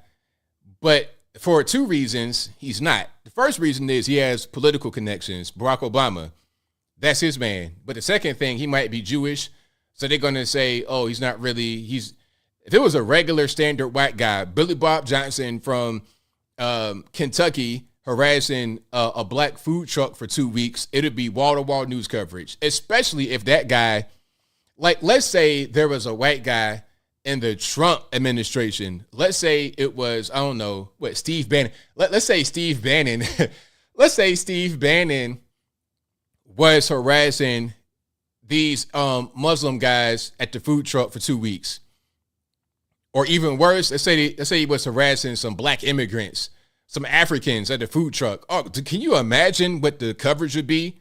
Can you imagine? They would try to get Trump arrested for what Bannon did, although he wasn't even involved at all. But because it's liberals and not really a white guy, we'll cover it, but it's not really that big of a deal. It's not that big of a deal. All right? It's not that big of a deal. Shout out to Kentucky, Jamar. Shout out to you guys out there. But yeah, that's what's happening. And we got a little bit more to get into. I appreciate y'all for joining. Shout out to you guys over on the Facebooks. I appreciate y'all for being here. Shout out to you, Holly, Eddie, Pamela, Debbie, Matt. Shout out to you, Matthew. I appreciate y'all for joining. If you like the video over on the Facebooks, y'all please give the video a thumbs up. Like the video, share the video, do all that good stuff. Shout out to you, Steve, from Music City. I appreciate y'all for being here. And the reason why I'm trying to really get Facebook cracking is because we got 2024 coming up. As I was saying earlier in the show, 2024 is going to be crazy. It's going to be a madhouse. You're going to see a lot of stories come about, a lot of things happen. It's the same way as we saw the whole thing with your main man, Derek Chauvin. Now, Derek Chauvin almost got deleted at a penitentiary, a federal penitentiary in Tucson, Arizona. Now, details are kind of scarce, but basically what they're saying is that he got stabbed by an inmate and taken to a hospital. They performed life-saving procedures on him, and that's pretty much it. Now, Derek Chauvin, you guys know, he was convicted of deleting, and I'm saying deleting because YouTube, they want to be so finicky, but y'all know what I mean. He was convicted in the death of George Floyd and given a 22-year prison sentence, and I think it was totally unjust. And to be clear, I'm not just a guy that says that officers can do no wrong. Of course, anyone can do wrong at any time. But I don't think Derek Chauvin is to blame here. I think drugs is what took George Floyd the same way they took 100,000 Americans just last year. And that 100,000 is just from opioids. I ain't even talking about other drugs. Your crack is still going. People still smoke crack in 2023. I thought crack at a certain point was something from the 80s and New Jack City and these other black drug dealer movies. But now crack is still going on right now today. Crack cocaine, meth, other kind of pills. Opiates took 100,000 lives just last year. George Floyd isn't no different. The top report came back. He had enough in the system to kill a man. I know I said the wrong word, because now we're going to have YouTube mods in here trying to regulate. The drugs took his life. And do y'all know how big George Floyd is? Like the knee on the neck and the weight from Derek Chauvin wasn't anything. This guy was a tank, a literal tank. But you know what can take a tank down? Fentanyl or whatever he had in his system.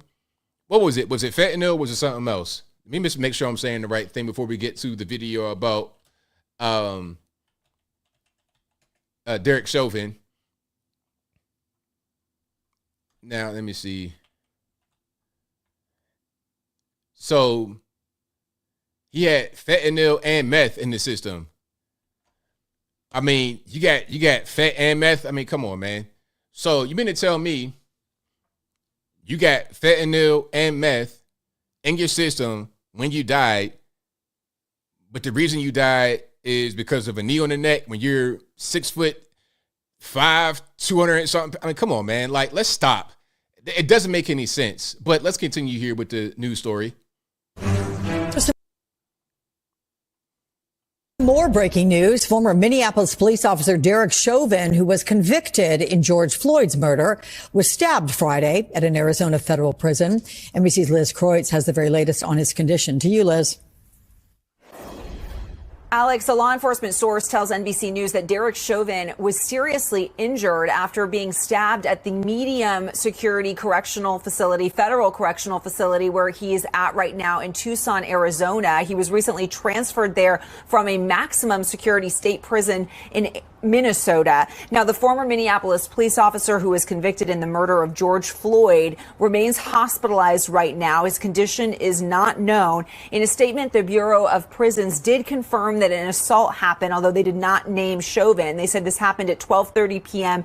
Friday. The agency said employees performed life-saving measures before transferring the inmate to the hospital. Now, this is the second attack on a high-profile inmate over the last 5 months. In July, the disgraced sports doctor Larry Nassar was stabbed multiple times by another inmate at the federal prison in Florida where he's at. That prison has a staffing shortage right now. Well, now, Larry Nassar definitely deserved it. I mean, you get convicted of, like a guy like Larry Nassar is going to be a big target. They're both big targets, but Larry Nassar for sure. Obviously, you abusing kids and you're supposed to be in a position where you're supposed to protect children. Yeah, you need to go ahead and get deleted, to be totally honest. But Derek Chauvin, I don't think that he deserves to be in prison right now. The Minnesota attorney allegedly. General Keith Ellison responded to this attack on Chauvin in a statement saying he was saddened by the attack and that Chauvin should be able to serve his sentence without fear of retaliation or violence. And interestingly, this incident does come after Chauvin recently spoke out for a new documentary. He did a phone interview where he said that the whole trial was a sham. And he said he learned that knee restraint technique. It was a technique that he learned in police training. No word right now from Chauvin's attorney. Alex. So that's what's happening with Derek Chauvin. He will be okay from what I'm able to see. It wasn't necessarily life-threatening injuries, or if it was, it didn't get to the point where it threatened his life, if that makes any sense. I think they were able to perform life-saving procedures right when he was noticed. Now I'm gonna show you guys a picture of George Floyd. Now you see George Floyd on the far left. Now in the suit right here, the white shirt, that's Stephen Jackson. Now Stephen Jackson is 6'8". This is a former NBA player right here. Now that's George Floyd. George Floyd is not that much shorter. You can see how much taller Stephen Jackson is in these fully grown men right here. 6'8" is very tall. Okay, I'm 6'3". I would not be even as tall as George Floyd. I would be somewhere in between George Floyd and the other two guys on the right here. Probably like right at eye level with George Floyd and right at about ear level of Stephen Jackson. This guy's probably, this guy, he's probably about 6'8". I would say about 235 pounds right there, I would say. So this guy's easily 6'5", 220, easy. I'm right now, right now, I'm 6'3", 215 pounds. So if I'm 6'3", 215, he's easily 6'5", 230, 240 even. And you mean to tell me that Derek Chauvin put his knee on his neck and that's what took his life rather than the fentanyl and the meth that was in the system? I mean, come on, man. Like, stop. Let's just stop the nonsense. Let's be serious. All right? Come on. It don't make no sense. It doesn't make any sense. All right? It's crazy. It's totally crazy. So people just say things to push a narrative, but the narrative isn't true. And my thing is, if it's true and it makes sense and okay, I'm cool with that. But it wasn't true. And again, sometimes officers are wrong. Just like I was struggling to find a name when I did my video earlier, but Walter Scott in South Carolina, the officer deleted him, and pardon me for using that word. The officer took his life, but even though the officer was wrong, that could have been avoided by Walter Scott. You see, Walter Scott was in the vehicle, in the police car, and get ready to go to jail. But because he realized he had child support and he didn't want to go back and all this and that, he tried to run away. See, now he made a bad decision. Although the bad decision shouldn't have been met with the end of his life, it was still a bad decision. If he would have just stayed in the car and just cooperated, he would have been fine. He tries to escape, making the bad decision. That prompts the officer making another bad decision. The officer hits him with the gun as he's running away and then tries to cover it up, and it's caught on videotape. So you got one bad decision, another bad decision, life taken, life ruined. And it happened so quick. That was a wrong decision, but that was not the case with George Floyd. It's very simple. So yeah, there was an attempt at an appeal, but it got shut down because, I mean, they're just gonna strike it down. Oh, and the appeal in the George Floyd case, in the Derek Chauvin case, they were trying to say that the jurors convicted him because they were afraid of more unrest. Because remember, when George Floyd died, there was protests all over the country, riots really, in Minneapolis where it happened, and it's still to this day not all the way right. As a result, 3 years later, you had all kind of stuff, and then you had little kids that were taken away. Didn't Chaz Chop come up after George Floyd? If that's right or wrong, let me know in the comments. But there was all kind of things that happened as a result of that. Oh, and then of course, Black Lives Matter. Black Lives Matter raised a bunch of money. Oh, they raised millions of dollars. Black lesbian Marxists, big, large mansions, big, long money. They raised a lot of money. You got the founder. What's her name? Y'all know what I'm talking about. The woman. I can't think of her name right now. All I can think of right now is one of the little kids that got taken away, Sequoia Turner, out there in Atlanta. I can think about her name. I can think about the victims, but not those who just took the money and went and bought real estate. I cannot think about them too much, but I'm getting triggered. So I digress. If you like what you're hearing so far, please give the video a thumbs up, like the video, share the video, do all of that good stuff. That'll help me out tremendously. And we also have, speaking about Black Lives Matter and riots and whatnot, Ireland. Ireland is the topic lately.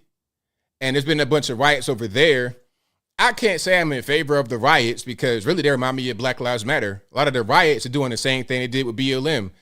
They tearing up Foot Lockers, looting Foot Lockers and just retail stores. It's like, how is that going to help you with the situation? But I understand the frustration because what happened was an alleged migrant. Well, it's a migrant. The migrant had been in Ireland for 20 years. So it wasn't a recent person, and the person had papers. So we have an Irish citizen who had been there for 20 years. They allegedly took the lives, they allegedly injured 3 children and 1 woman by a stabbing attack, but nobody died. I got to be clear on that. They injured 3 children, 1 woman with a knife, stabbing attack. And I think the issue with that is that there's been a bunch of migrant violence and they've had enough. It's like, okay, we got to do something to stop all this. The problem that I see in Ireland is the leadership. They're letting people in. This is the same thing that goes on here in America. To a smaller scale, of course. Ireland is still like 94.5, 95% Irish, from what I'm able to know. Like ethnic Irish, white Irish. So it's not that bad, but it's an issue. And they're saying, okay, we're going to stop it right here. We're not going to have all these problems. But the problem is the leadership in the country. They're letting in a bunch of the migrants. And you got to ask why this is happening. Is it because of a low birth rate? is because of trying to be woke. What is the reason for letting in so many migrants? That's the actual problem. Somebody says ban assault knives. Exactly. ban assault knives. Right. That'll get it done right there. And they actually tried to do that. Like, I've seen people get arrested in London and then they get kind of frisked, stopped and frisked type situation, and they'll have a knife on them and they get arrested. So they're trying to ban knives. At least you can't really carry a knife. But, I mean, how are you really going to ban knives altogether? I'm not sure. So let's watch this here. This is Ireland's prime minister. There's a different word for prime minister in Ireland, but I don't speak Gaelic or whatever that particular word is in. So let's watch this right quick. Then we keep on rocking. We're going to make sure that we... Give me a second. Here we go. We're going to make sure that we make those changes to our laws in the next couple of weeks to allow the Gardaí to use that evidence and go through that evidence and identify the people who are involved in these actions, and we are going to get them. In addition to that, I think it's now very obvious to anyone who might have doubted it that our incitement hatred legislation is just not up to date. It's not up to date for the social media age, and we need that legislation through, and we need it through within a matter of weeks, because it's not just the platforms who have a responsibility here, and they do. There's also the individuals who post messages and images online that stir up hatred and violence, and we need to be able to use laws to go after them individually as well. We're going to make sure that... So you're hearing what's going on. So basically, he's saying, hey, there's an issue with people who use social media and they're stirring up hate and whatnot. So we got to kind of go after them. So, I mean, I'm not a fan of that. That's like something from China right there, straight from Chinese Communist Party. Let's crack down on people's ability to use social media freely because we don't like what they say online, as if that's going to be the thing that sparks riots and protests. Maybe the thing that sparked the riot and the protest was when the alleged migrant hit up the lady with the knife and also the 3 kids. Maybe that did it. Maybe it wasn't Twitter and things of that nature. Maybe it was the actual assault that happened, the knife attack. I mean, that could be it, perhaps, potentially. And again, that was the Prime Minister of Ireland, Leo Varadkar. And I know I'm butchering that name. I don't think you roll R's in Irish, but I don't know, man. I don't speak Gaelic or whatever that language is. So y'all please pardon me. We're going to keep on going here. I think I have more about Ireland. Then we'll keep on rocking and rolling. But that is a general gist of what's happening over there. There's an issue with the migrant violence. People are saying, okay, enough's enough. We got to do something to stop all of what's happening here. Let's see if I can find a news story. And then I'm also show some of the violence. And then we keep on going. So let's watch some of this, shall we? Hold on. 34 people were arrested in a riot in the city's historic center overnight. Anti-immigrant protesters fought with police after a stabbing incident involving 3 young children. Rami Inocencio reports on the violence apparently fueled by larger concerns about immigration. Hundreds of police officers faced down a swarm of rioters in central Dublin. The mob of about 100 setting fire to buses and police vehicles and looting more than a dozen businesses. Ireland's police commissioner called the violence disgraceful and said far-right... So if you got a sign, look, if you got a sign, Irish Lives Matter. That's what I'm saying. It kind of reminds me of Black Lives Matter. And said far-right groups were responsible. We have a complete lunatic hooligan faction driven by far-right ideology. Sparking the chaos, several stabbings earlier in the day of 3 young children and a woman who tried to stop their attacker. It was horrendous, and the children screaming and the women screaming. The sole person of interest, a man in his 40s, an Irish national only for about half that time. The knifings unleashed rising anti-immigration anger. This year, Ireland marked record immigration, granting entry to more than 100,000 foreigners. The same anti-immigration wave delivered a surprise landslide win this week for anti-Islam politician Geert Wilders in the Netherlands. People expect our agenda of hope, tougher asylum and immigration policy. Wilders is known as the Dutch Donald Trump, as much for his populist policies as for his hair. He's called the Quran a fascist book and has been the target of death threats. As police in Dublin prepare for a possible second night of violence, the Prime Minister said these scenes should be condemned by all those who believe in the rule of law and democracy. So that's what's happening. You know, a lot of destruction, a lot of chaos. Yeah, it's funny how they want to say it's a right-wing thing, because over here, that kind of action would be considered expressly a left-wing thing. You know, Black Lives Matter, all that kind of stuff. And I think it's a very similar thing to Black Lives Matter, but for a different reason. Black Lives Matter, they're talking about police brutality. And a lot of the people that were out there during BLM didn't even really care about the reason that they were supposed to be out there.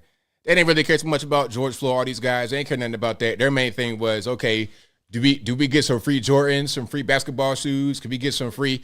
And they were looting the dumbest stuff. Okay, they were looting, what did they loot? They looted toilet paper. This was before C-19 when there was an actual shortage. Maybe they had, you know, future vision and knew that it would be a problem in the future, but they were looting toilet paper.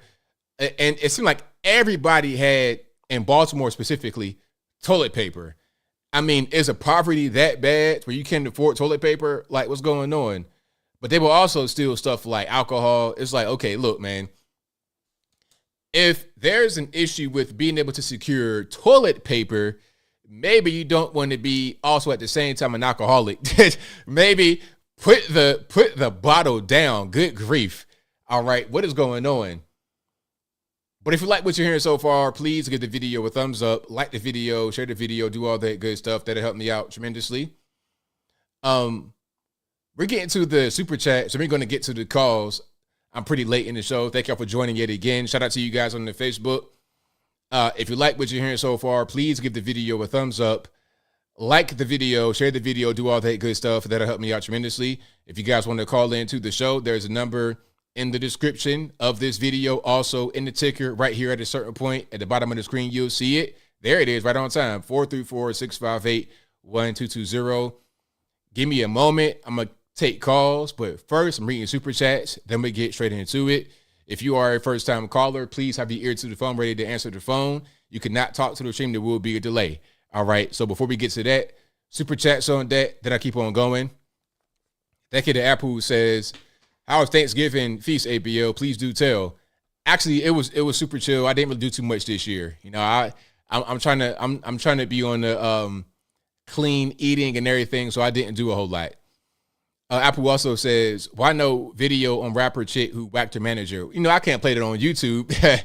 I can't. The whole essence of that was that she deleted her manager. I showed that on the stream though, a little bit of it, but I couldn't do a video. They would immediately demonetize that. And there's not much to say, actually, aside from the fact that she did it. Thank you to Martin, who says, Martin Santiago says, just spent $3,000 on Staccato CS.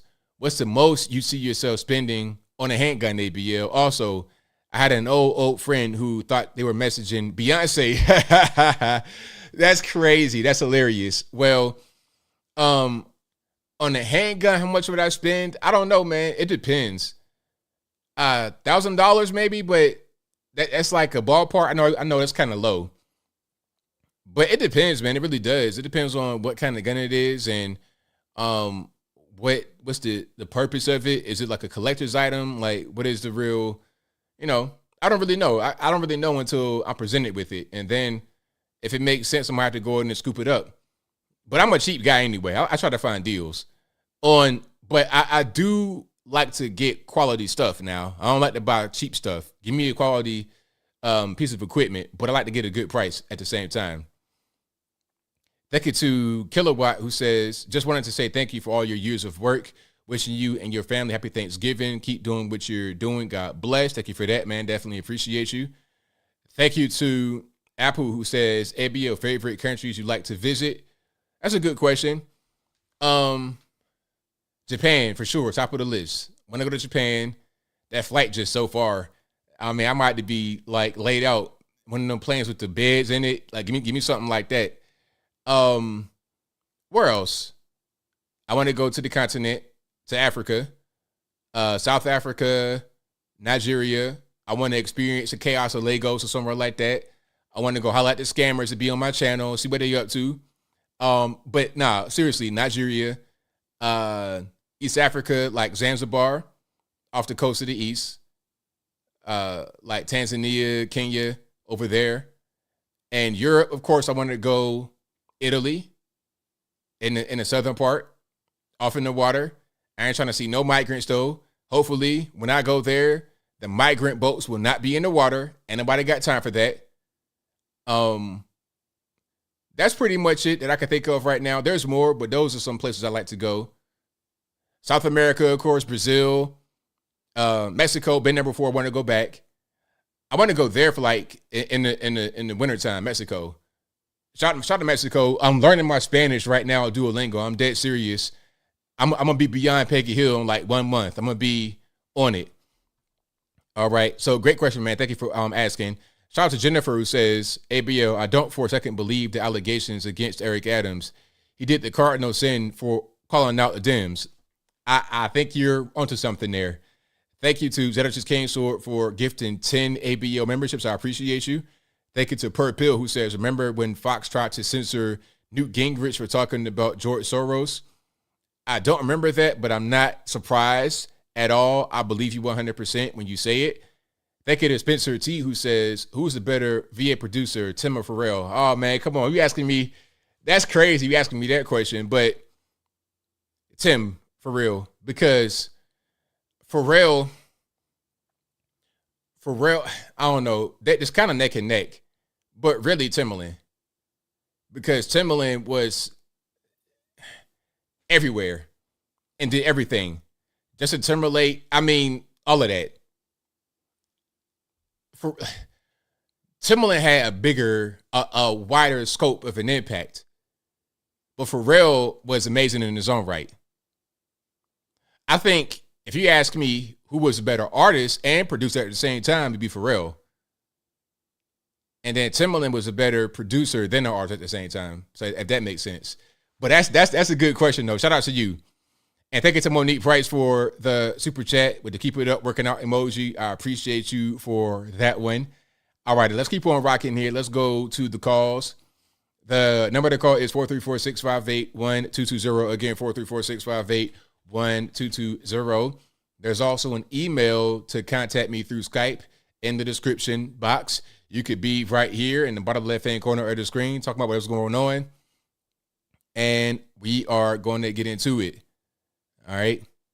Yeah, Timbaland would definitely get it over Pharrell. But see, Timbaland produced an entire Justin Timberlake album, like the whole thing from front to back. And the tracks on there were like 12 minutes long. I mean, Timbaland is a whole different level. Timbaland, you can't really, it's kind of hard to compare Timbaland to P. Willie. Let's keep on going. Who am I speaking to? 707 on the line. Who am I speaking to? You're talking to Marjorie. All righty. What's happening? I'd like to talk to you about the Irish situation.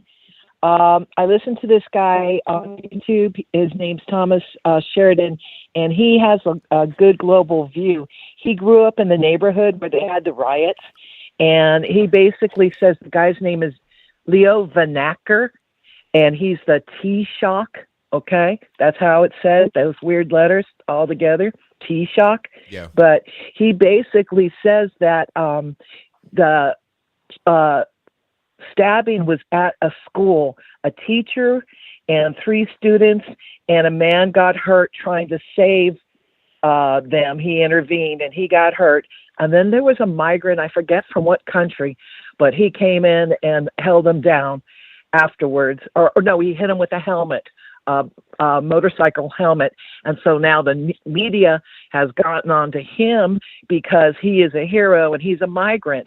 But the native son who took it and was knocked out and hurt, he doesn't get any glory for it. But it was an ethnic Irish school, right where these students were attacked. They speak nothing but Gaelic, and Gaelic is a failing language. It's dying because it's all English. And, so it was like basically an ethnic cleansing of sorts. And this is not the first time that it's happened. There were a couple of gay guys that were beheaded in County Sligo where this gentleman, Thomas Sheridan, lives, and they buried it, saying, "Oh, no, the man was sick." Yeah, the man was sick. That's a given, but there's also criminal element and also like a ideology difference, to say the least. But it's a really interesting situation. And Mr. Sheridan also said that it was interesting how Leo Vanacker took the position of, like, you can't be tearing up our things, but never a word about the kids that were hurt, never about the victims. It was always like, you're causing property damage. And as far as them tearing it up and stealing things, Mr. Sheridan said also that there's that's kind of the given now, is the opportunists that come in behind those. But the people in Ireland, they're trying to make them criminals, but this is a very working and low-class neighborhood that now has had to share for a number of years with immigrants and being, put against each other. In fact, these people were fighting together against the government over teaching the kids about gay things in school. And so now, they were living side by side on certain issues, but overall, you're playing with a tiger. Yeah, clearly. Yeah.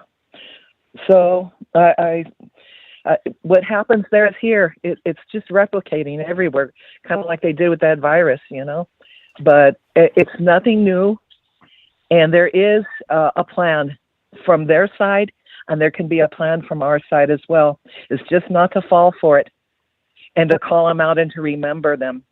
I think they called Leo Vanacker something like, he was a decolonizer or something. It was just interesting that diplomatic attaché to the New World Order. And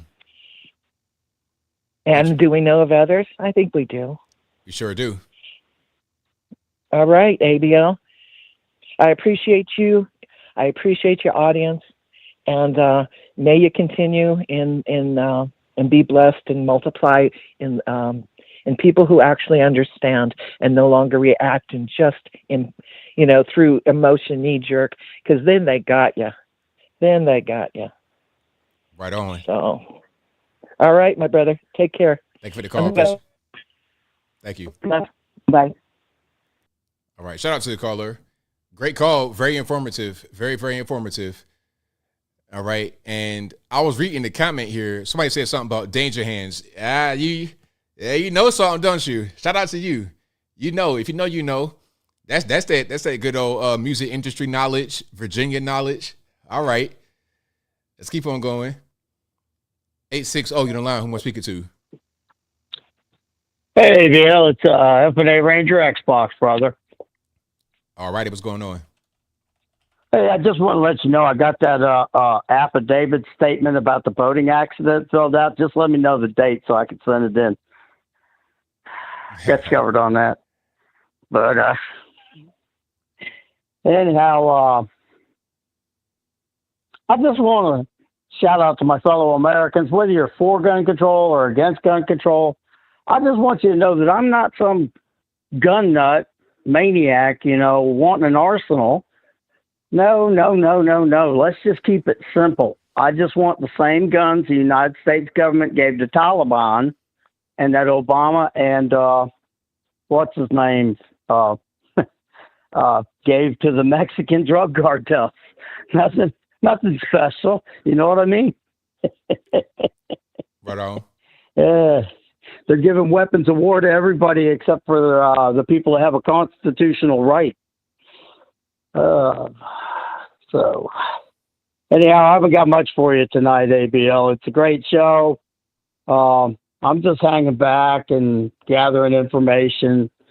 And but I would like to say the members of the Daily Wire, looks like they joined Wimkin. So we'll see how that turns out.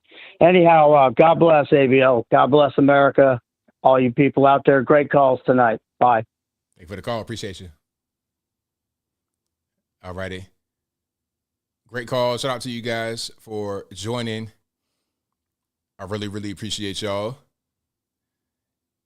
Yeah, man. The whole issue with guns is crazy how a lot of the people that can be in Congress, it could be anti-gun, and then they'll pass a bill to arm other countries. It's like, well, why not us?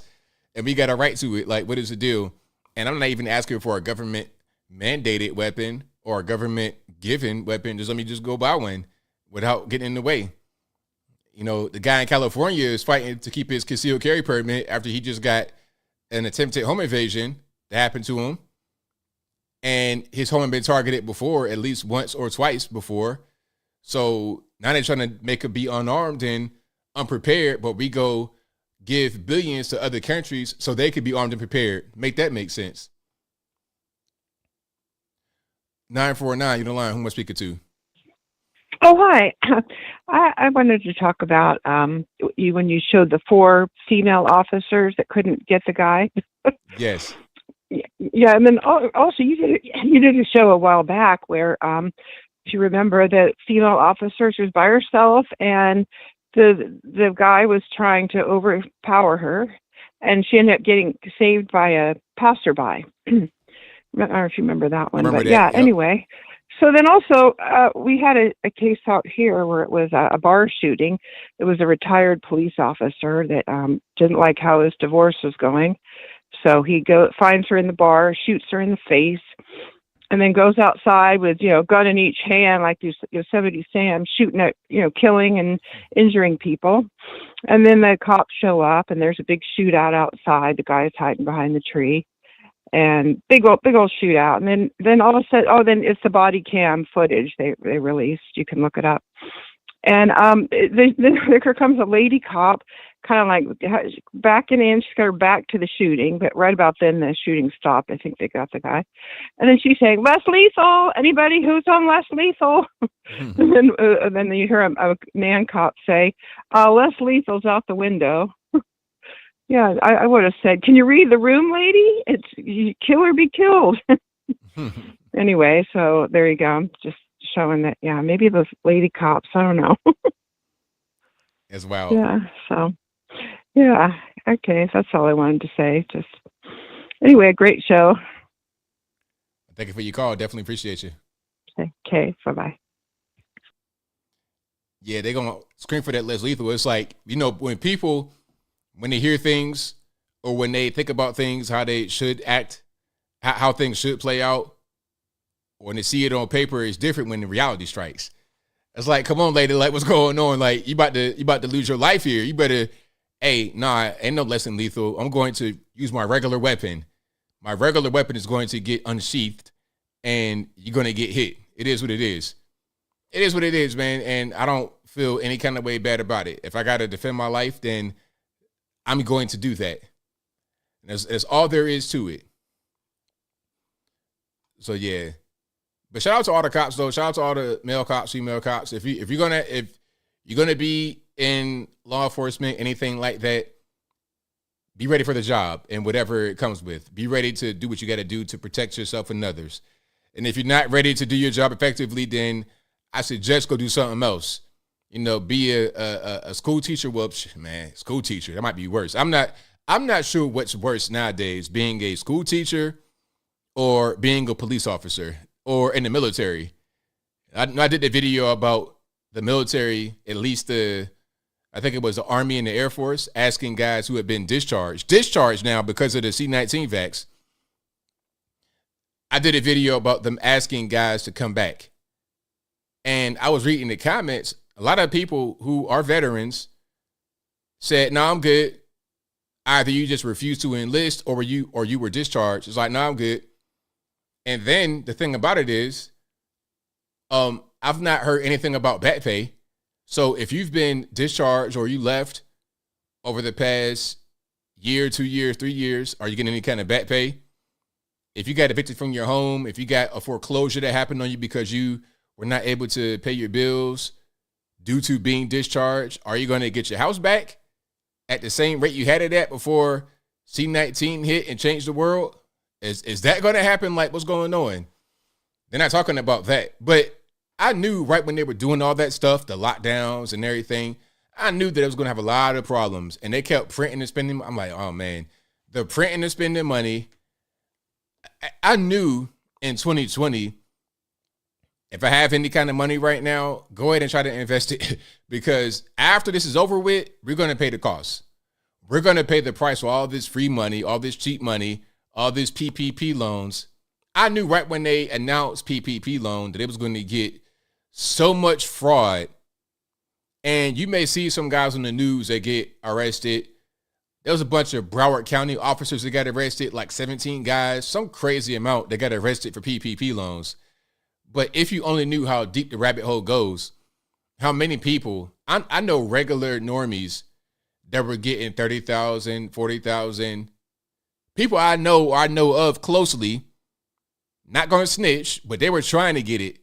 Talking about some, well, yeah, I don't have a business, but my friend, it's like, look, your friend could tell you that if you eat this radioactive waste that you're going to grow an extra foot taller. Are you going to do it?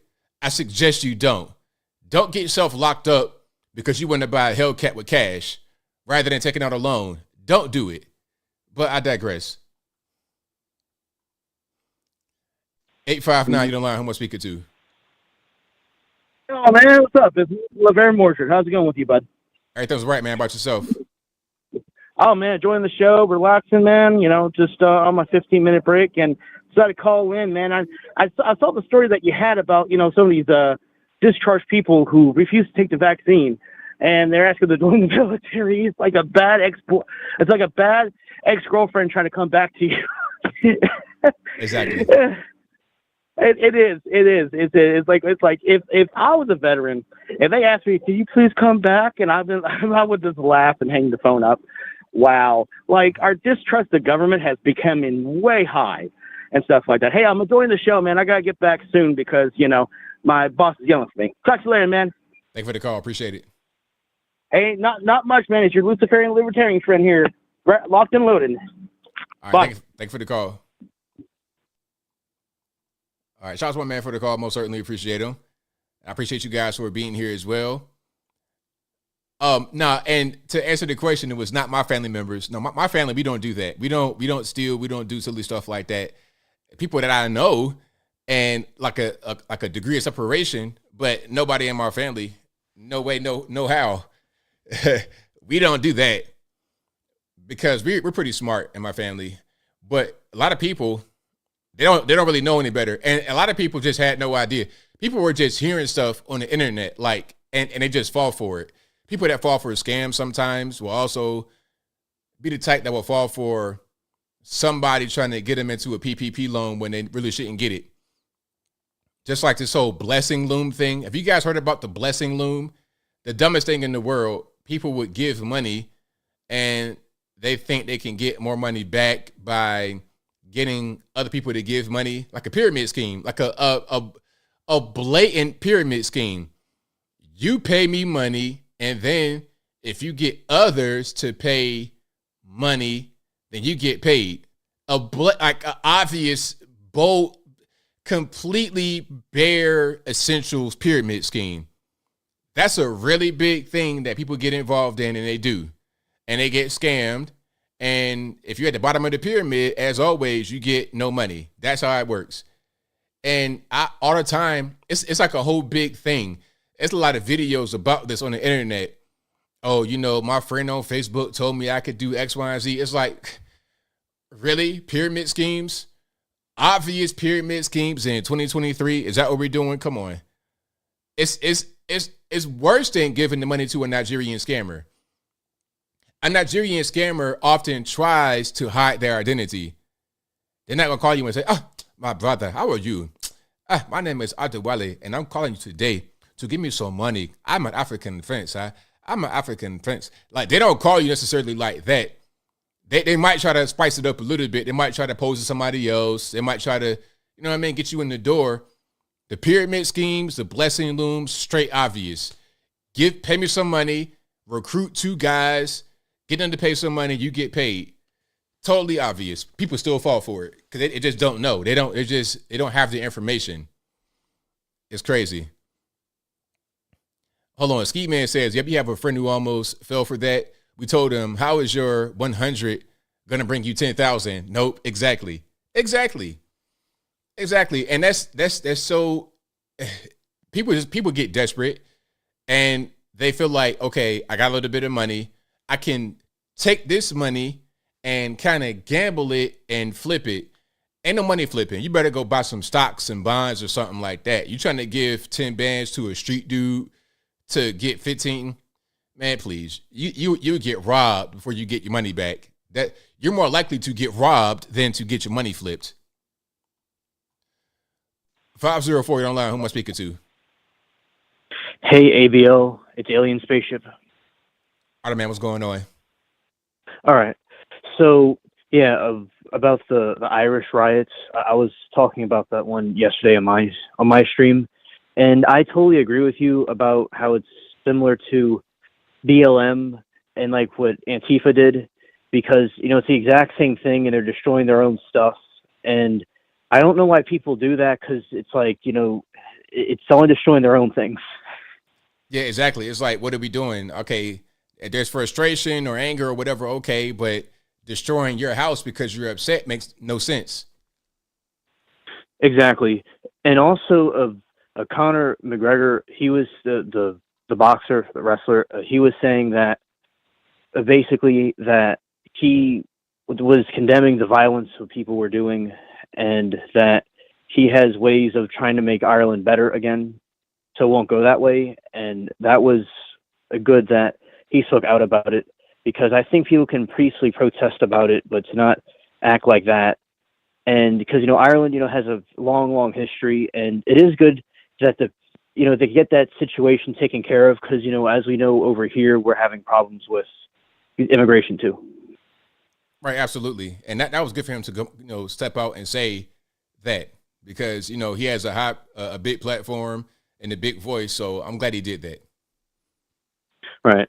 And also, I think, yeah, I agree people shouldn't harass people and stalk people, and there's been a lot of violence and like attacks on, like, you say, like with Muslim people or Jewish people recently in like America and different places where the people have nothing to do with what's going on over there. There's people, you know, being attacked, like what you pointed out today. They're just trying to mind their own business and live their life. And I think that, you know, there's so many crazy people out there that, you know, they can just go over there and fight if they want to. Right, exactly. I mean, if I'm just minding my business, don't harass me. I mean, any kind of problems you have, you know, talk to a therapist, do something else. Or like I said, if you really want to get active and you really want to make a difference, put on the IDF uniform, go over there and volunteer. They'll allow it, and then see how that works out. Right. And also, and I do think that sometimes the news can be repetitive. And something interesting that I saw yesterday is that they're doing negotiations with the hostages. I think that was something new and interesting, and they have done a ceasefire. Well, that's good. Hopefully they can maintain the ceasefire. Yes. And, you know, this conflict has been going on for, you know, since 1948 and thousands of years before that.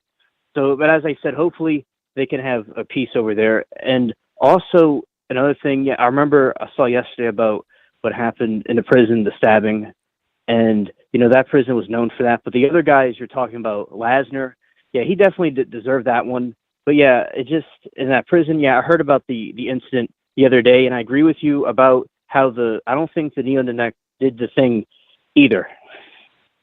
Right, yeah, I don't think, I mean, like I say, George Floyd is a humongous person, like 6'5", well over 200 pounds, probably like 230, 240 pounds, rock solid.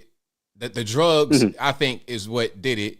I don't think the knee on the neck really made a difference. Exactly, and he had, you know, drugs in him, and I saw the video of the body cam footage, and then they put him in the back of the car, and he wormed out the other side, and he said he's not that kind of guy. And then they, you know, went and they put him on the ground, and it's like he was resisting arrest, and he's, as you say, he's a gigantic person, and there was no backup there, and, you know, it's a tedious situation, and it would be best if he would have listened, but I also think the drugs, you know, didn't help the situation either. Right, exactly. Right. And you're right about the scammers. Yeah, there's a lot of scammers out there and people that fall for, you know, online things especially. And that people think that if they have like $100, they're going to have $1,000 tomorrow. and like to be successful, it takes time, work, and effort and failures along the way to get there. But people just want it really quick, like gambling. They want instant gratification, but that's not the way life works at all. Yeah, exactly. And that's all I have to say for this call. Thank you for taking my call. Thank you for the call, man. Definitely appreciate you. Okay, bye. All right, great call. So I saw my man Alien Spaceship for the call. Let's keep on here. Let's go 914 on the line. Who am I speaking to? Oh, hey, ABL. What up? This is Anthony from New York, but I'm actually currently working in Virginia. All right, great name, man. Great location, man. What's going on? Yeah. Never been out here. I'm in a nice spot. Nice spot, especially compared to New York. Are you by DC or where are you at exactly in Virginia? I'm next to like the Roanoke City area. Okay, I know Roanoke very well. Yeah, it's nice out here compared to back home. Like it's quiet. The people are just nicer. I drove from Queens to do a job at the hospital out here, and what I do is I help prepare surgeries for the patients. But it's been cool, man. That's my job. Is I go all across different state to state doing it. Okay. But I'm calling basically because I got a few things. Dude mentioned George Floyd before about the fentanyl thing, and like it just made me think like I don't know, that fentanyl thing is no joke. I got a friend, me and my buddy, we had a friend, and he actually OD'd off the tiniest little drop. So like, and he didn't even mean to get that. That was actually laced, you know what I'm saying, with something else. So he had something else and it was laced with it. And I'm talking about a tiny drop, and his heart just stopped.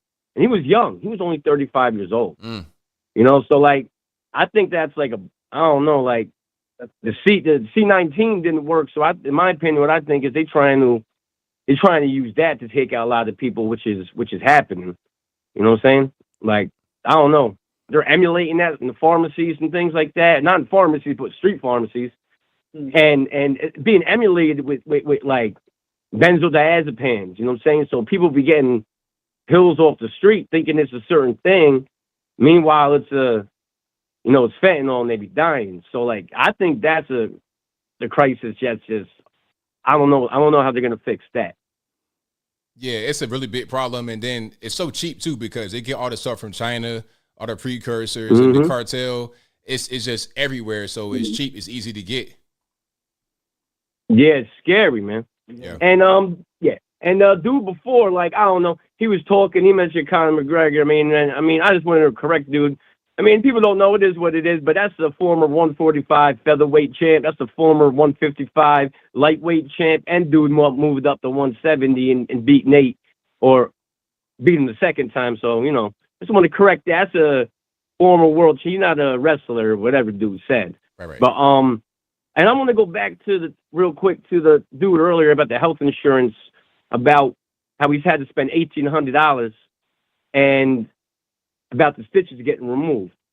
Now, the instruments that the dude showed, those are called one-time use instruments, and they're made in Pakistan. And I looked up, I work with all these instruments. I work with all these surgical tools. And there's some made in Pakistan and there's some made in Germany. The ones made in Germany can be reused and re-sterilized, while the ones made in Pakistan is a one-time use. So what they gave him was a one-time use. And the name of those instruments, the scissors is actually called an iris, I-R-I-S, an iris straight. And the other instrument is actually called a smooth Adson forceps. And dudes spent $1,800, right? And I'm not sure how much they were going to charge them to remove them. I forgot. But I just was curious to see the prices of these single-use instruments. So the iris scissors is $52. And the Adson Smooth is $20. So that was like $74. So like, that's crazy that how he's getting jerked around like that. A lot of people are getting jerked around like that when these things are so cheap. Right.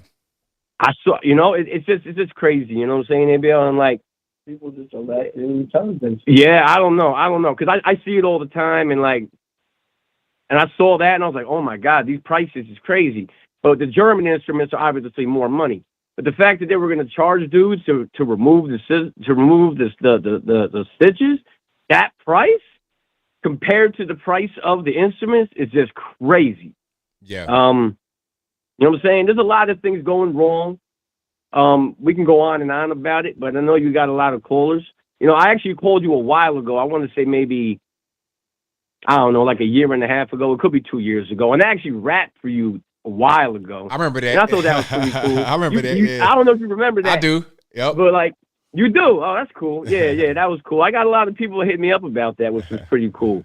And you know, I was thinking one day to do that again, you know, but I ain't got nothing to recite right now. But I like what you do. I've been listening to you for mad long. You stay on a consistent basis, and you just keep doing what you're doing, man. And I appreciate everything, brother. Thank you for the call, man. Definitely appreciate you. Absolutely.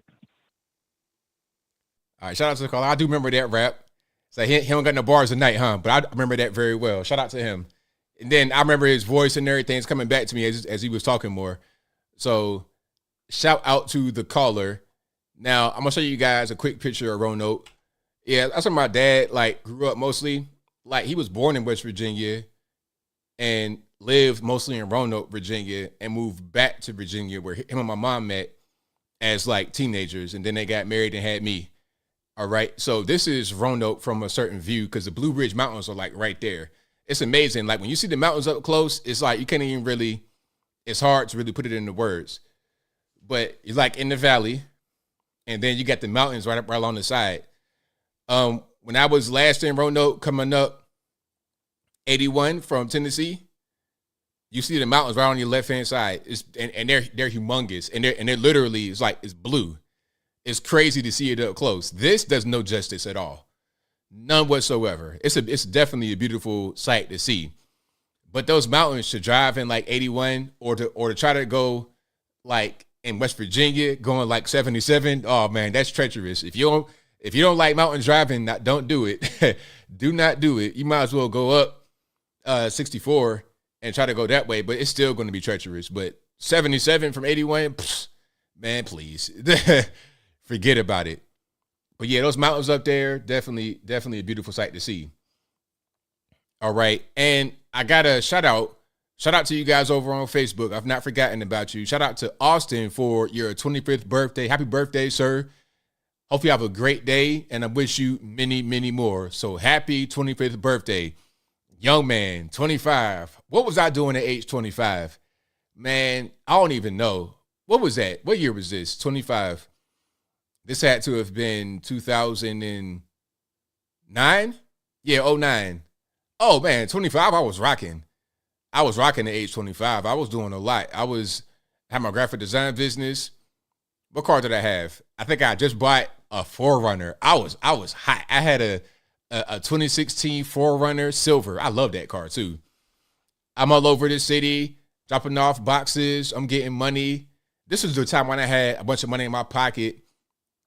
And I had an office, and I had to go into my office and lock it up right quick because it was a guy outside trying to line me up. It was a lot going on.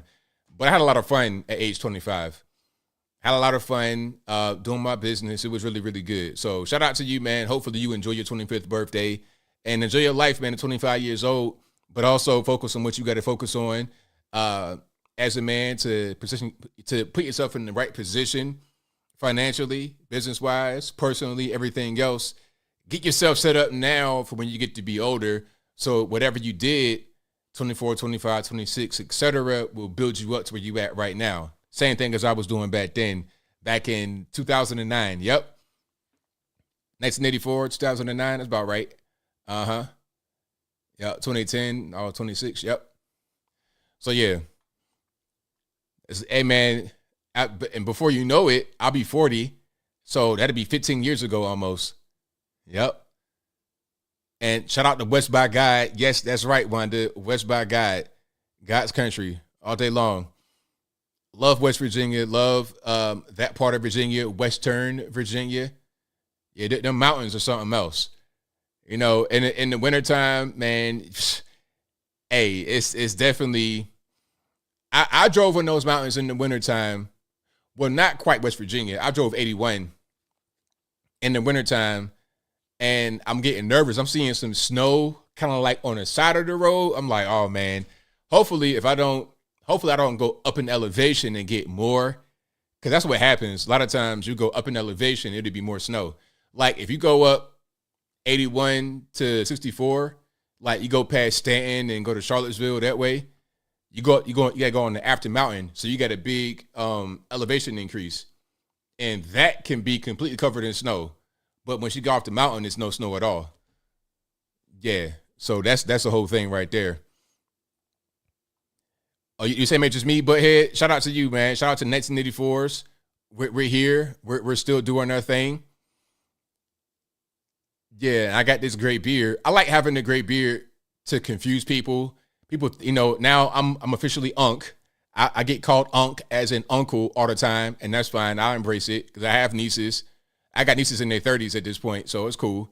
So I embrace it. But if I cut the gray beard off, the Unc mystique kind of goes away. Amanda says, I was thinking about going to school there in Roanoke. What, Radford? That's where my granddad went, Radford. But yeah, it's a nice place to live, really, Roanoke. It's not a lot of crime, really, unless you like in the hood. But beyond that, it's a beautiful city. Beautiful city, beautiful place to be, real small. Just nice. Really, really nice part of the state. Byron Allen's speech, what is he talking about? Give me some context to see. Is it something old, something new? Like, what's going on? Give me some details, boss. Byron Allen. I know who that is, of course. He was trying to buy the Weather Channel. He owns a lot of different things. Let me see if I can find something right here. I don't really see anything that's recent, so I don't know exactly what's happening. I'll keep an eye out. I've not been snow skiing before, Green Springs. I'm not that adventurous. I'm more of a basketball, football, and baseball playing kind of guy. Okay, running and catching and jumping and dunking. That's what I like to do. Run and jump and hit baseballs. I like baseball. Baseball, basketball, football. I like to watch tennis, golf. I like golf. But X Games and stuff like that, I'm cool. Bike riding, I'm good, but trying to call myself being 40 years old, hopping on the skateboard, I ain't trying to break my medulla oblongata, all that kind of stuff. I'm good. I am good to go. Easter Sunday says, Virginia ain't for lovers, but longest dry spell when I lived in Virginia. Hilarious. Virginia is for lovers. Shout out to Virginia. Love Virginia, but I had to get up out of there. I'll go back to visit. All right. Let me see. But I'm reading some of the comments here. I'm trying to figure out about the Byron, because I've seen some comments about the Byron Allen speech before, so I don't know what that's all about. Biddle Building still there? I'm not sure what that is. Am I talking to somebody else? Yeah, I've seen some of the things about voter fraud going on. It's a lot of that happening. And it's funny, every time I see somebody get arrested for voter fraud, I'm like, well, I thought that didn't happen. I thought that was something that never, ever happened. I thought that we were just right-wing conspiracy theorists, right-wing nut jobs or whatnot for believing in that kind of thing. But obviously it does go on. So we're not just making up stuff. Now, are we? WNBA? No, I'm good. I don't want to watch no bulldaggers in the layup competition where they miss all the layups. Missing the layups is crazy. And there's nothing, it's a bad game. I'd rather watch college women's basketball, if anything, than in WNBA. These women they're just not good. They're not good. I think I want the WNBA to go away. I don't want them to have a league if it's going to be like the way it is. And they could improve the WNBA if they just do certain things. But see, it's so much pride in these women. Look, they got pride. They don't want to do things to improve the game. Lower the rim to 9 foot. Okay, 9 foot rim. They already got a smaller basketball. If you guys know about basketball, the basketball for men is bigger than the women's. So the ball is already smaller. You're already dealing with worse competition. Make the actual the rim shorter. 10 foot is not working. Make it 9 foot. Even 9.5. But for me, I think 9 foot would be fine. But they don't want to do that because it's looked at as like they kind of look down on that. They kind of frown on that. But you got to do something to make the game better to watch. I'm not trying to see y'all running around the court looking masculine but not being men, missing wide open layups. I don't want to see that. That's boring. That's bad basketball. And quite frankly, they're making the men's game bad too because you can't play defense. You got a bunch of guys running and jacking up threes. People, they got crossovers that's happening. Blatant trips and push-offs is getting kind of bad too. They went a different direction. When I was young, they had the rough and tumble guys in the middle, Shaq, Zoe, all these people that would elbow, punch, and kick. It was like they were out there playing football. And they had low scores like 75 to 76, stuff like that. Then they loosened it up with the Steph Curry type situation where now they just keep shooting. Now the scores are 145 to 138, 156 to 129. Dumb stuff. No defense, threes, no paint work, nothing. It went the other direction. So the women's game most certainly hasn't improved. The men's game got worse. Thoughts on Andrew Tate's interview with Piers Morgan? I've seen some of it. Andrew Tate, I didn't like how he was screaming. Like, I saw the second half of it. Piers and Andrew, it was like it was a screaming match at the as far as what I saw. And it kind of made Andrew Tate's points get lost in the sauce. It kind of made his points get lost in the shuffle to the point where it didn't make a difference what he was saying. So I didn't really like that too much. I wanted his point to get across, his point to get made. But unfortunately, with the screaming and then also he had other guys on there that made their cases better. And Piers, I don't really like the way Piers Morgan interviews. Because it's always like he's cutting people off. He did the same thing to Norman Finkelstein. He'll let you talk for a certain period of time, but then once you get to a point where you get in to make an argument that makes sense, he'll step in and step over your point. I don't like that too much. So from what I saw, it was okay, but I need to watch the first part because it looked like it was a lot of views on it. It was like 7 million views, something like that, last I checked. But Piers Morgan, as an interviewer, can do better. I like that he has on people that are, I guess you would say, controversial and allows them to speak at all, but he could be better. It's not enough to just say, I had on Andrew Tate. I had on Norm Finkelstein. I had on my other guy, the comedian guy that from Egypt, or the other guy, what's his name? Hajib Muhammad, I think that's his name. You get these guys on, but let them really get their point across. And then he'll harp on the point because he wants you to denounce Hamas. Are you going to denounce Hamas? You'll spend 20 minutes on that. It's like whatever the answer is that they give you, just accept it. But don't keep harping over the same thing because now I'm starting to lose interest. You're not moving the interview forward. Okay, if I'm interviewing somebody or I'm talking to somebody and I ask about a particular topic and they're not trying to address it, at a certain point I'm gonna say, okay, you don't want to address it. Let's move on, and then we'll go to the next thing. But staying there for 20 minutes is just kind of a waste of time to me personally. Robbie Mills says he's still woke UK media. I believe it. I most certainly believe it, for sure. All right. And shout out to you guys on Facebook. I appreciate you. Shout out to Holly. Shout out to Mike, Stella, Greg. I appreciate you. Ken asked me a question over on Facebook. It says, how come it's easy for immigrants to get in some countries and my wife can't get back to me in America? She's from Northern Ireland. Well, she's from UK. Does she have how does it really work being able to come from UK to the US? As far as the passport exchange, how does that really work? And also, I'm not going to say, listen, I'm not going to say you should come into the country illegally through the border between U.S. Mexico.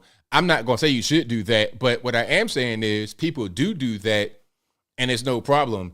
People do that, and they get a ride. So let's say you're in New York. She's over in UK. If she was to fly to Mexico and walk to Eagle Pass and then just walk across, and they say, okay, where you going? Oh, New York. Okay, who? Here's your ticket. Adios. I'm not saying she should do that, but I'm saying she could, and it wouldn't be a problem if she did. And I think that is what's happening a lot right now in the country. People just doing whatever. It's like, man, look, y'all not going to arrest me. Y'all not going to get me locked up for doing it this way. Why would I go about things the right way? Why would I go about things the way that it was intended to be? For what? Why? Ain't no reason. No reason at all. Yeah, so that's just what that is. All right. Let me see. Pierce interviewed nearly the whole world on this Palestine-Israel issue. Everyone repeats the same crap. Yeah, I mean, I understand what you mean. But also, people want to hear these people. People are always asking. Now, I will give Pierce credit for this. People always ask for certain people. So he gives them what they want. You want Andrew Tate? Okay, cool. Andrew Tate. You want Norman Finkelstein? Okay, Norman Finkelstein. You want Hijab Muhammad? There he is. So he does what people ask him. So I give him credit for that. Although it's kind of repetitive, it's what is requested of him. So I give him credit. 763 on line. I'm speaking to.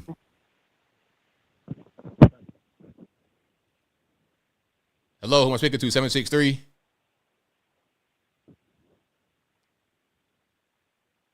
All right, I don't know what's going on, but you got to tighten your phone up. Put some more minutes on that Obama phone and get it back rocking and rolling. All right. Let me see. I am not going to the border and watching myself go in. I'm not going to do it. I could go, but I ain't trying to go across the other way. And if I was to go across, I'm not sure where I would come in from. Probably Tijuana or somewhere like that. But I ain't trying to go to California. California sucks. I think certain parts of California are better than others, but LA, oh my goodness, that was the worst. LA was so ghetto. Ghetto. I never seen so much ghetto in my life until I went to Los Angeles. Good grief. I was like, man, I didn't see some stuff, but Los Angeles, I don't know where the nice part. I guess you got to go up in the hills, right? You got to go up in Calabasas. You got to go away from the city. The city of Los Angeles is ghetto. Looks like Mexico, really, like Mexico. Like it's like you're Mexico. It doesn't look like United States unless you go up in the hills and you got to pay $1 trillion to be up there. They got these little enclaves where you got to, like Calabasas and a lot of these places, you got it's up in the mountains and you got to go through a checkpoint, like a border crossing to get in there. Literally, it's like one road in to Calabasas, if I'm not mistaken, and if I'm wrong, let me know.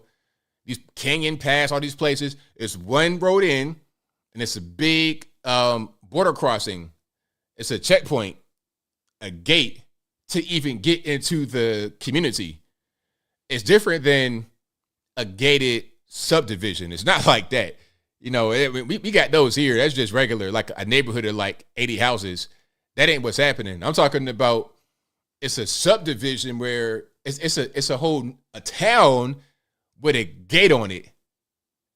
That's how bad it is out there in Los Angeles. It's so ghetto. They got to have that kind of thing set up like that. It's a mess. 708, you're online. Who am I speaking to? All right.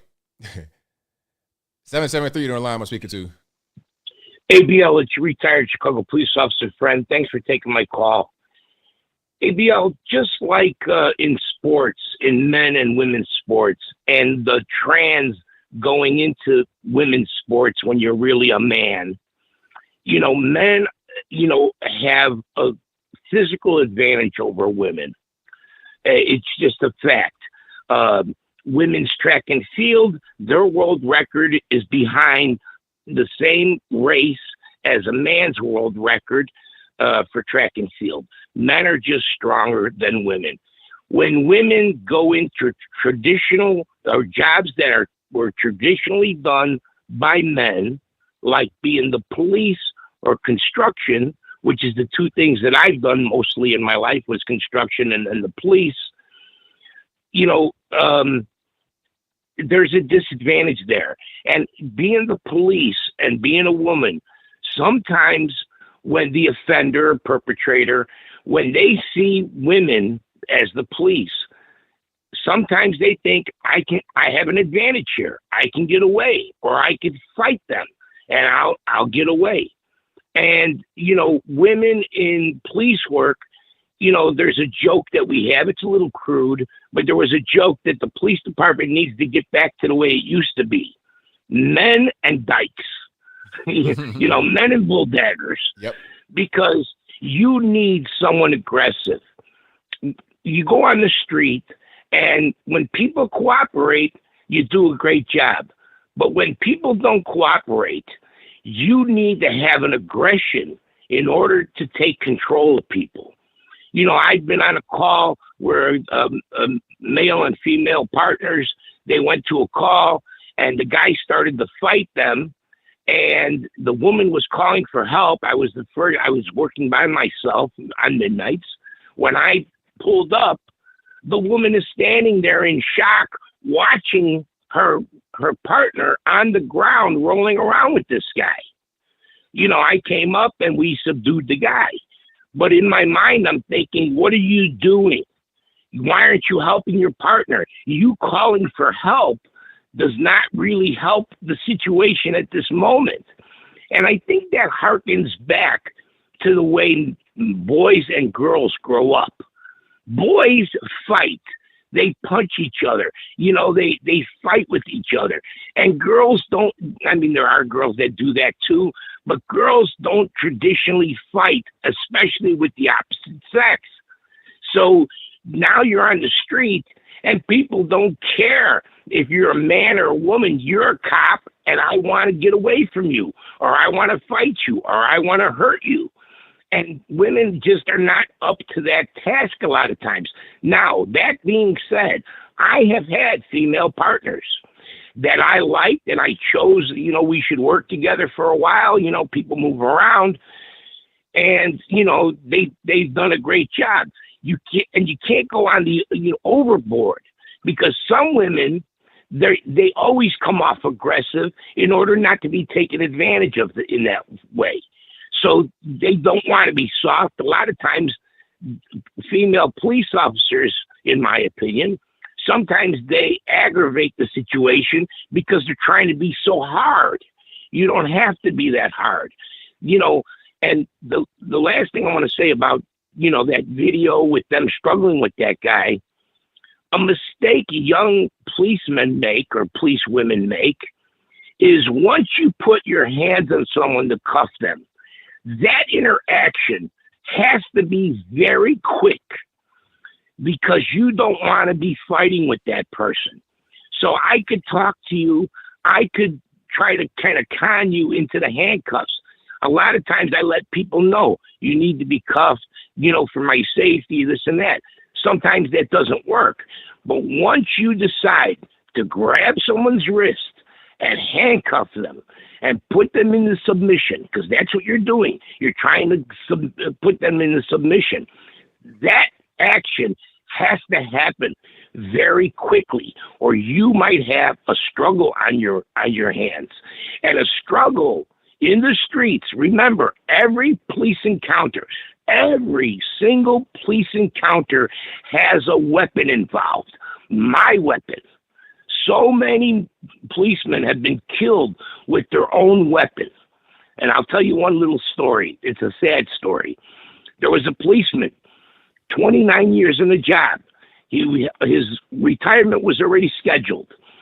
He went on a Chicago Transit Authority bus. The bus driver had called the police.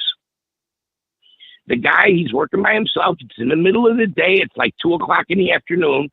And the policeman gets this crazy woman off the bus, who was quite large, like a bigger, taller woman.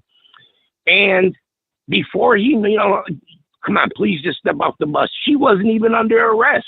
He just wanted her to get off the bus because she was causing a problem. And this woman quickly was able to grab his gun out of his holster. Because this guy had almost 30 years on the job, ABL, he had a more old-fashioned holster that the gun comes out more easily. Those were the old-fashioned holsters. And a lot of coppers, like, you could tell when a copper had a lot of time on a job, because a lot of those coppers had revolvers and not automatic weapons. Their holster was a little bit different. So she grabbed the gun, shot and killed him.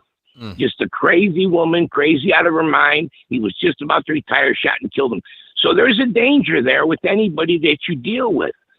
But what happens is a lot of women come on to the police job, just like when I was in construction. I'm Italian, I worked concrete.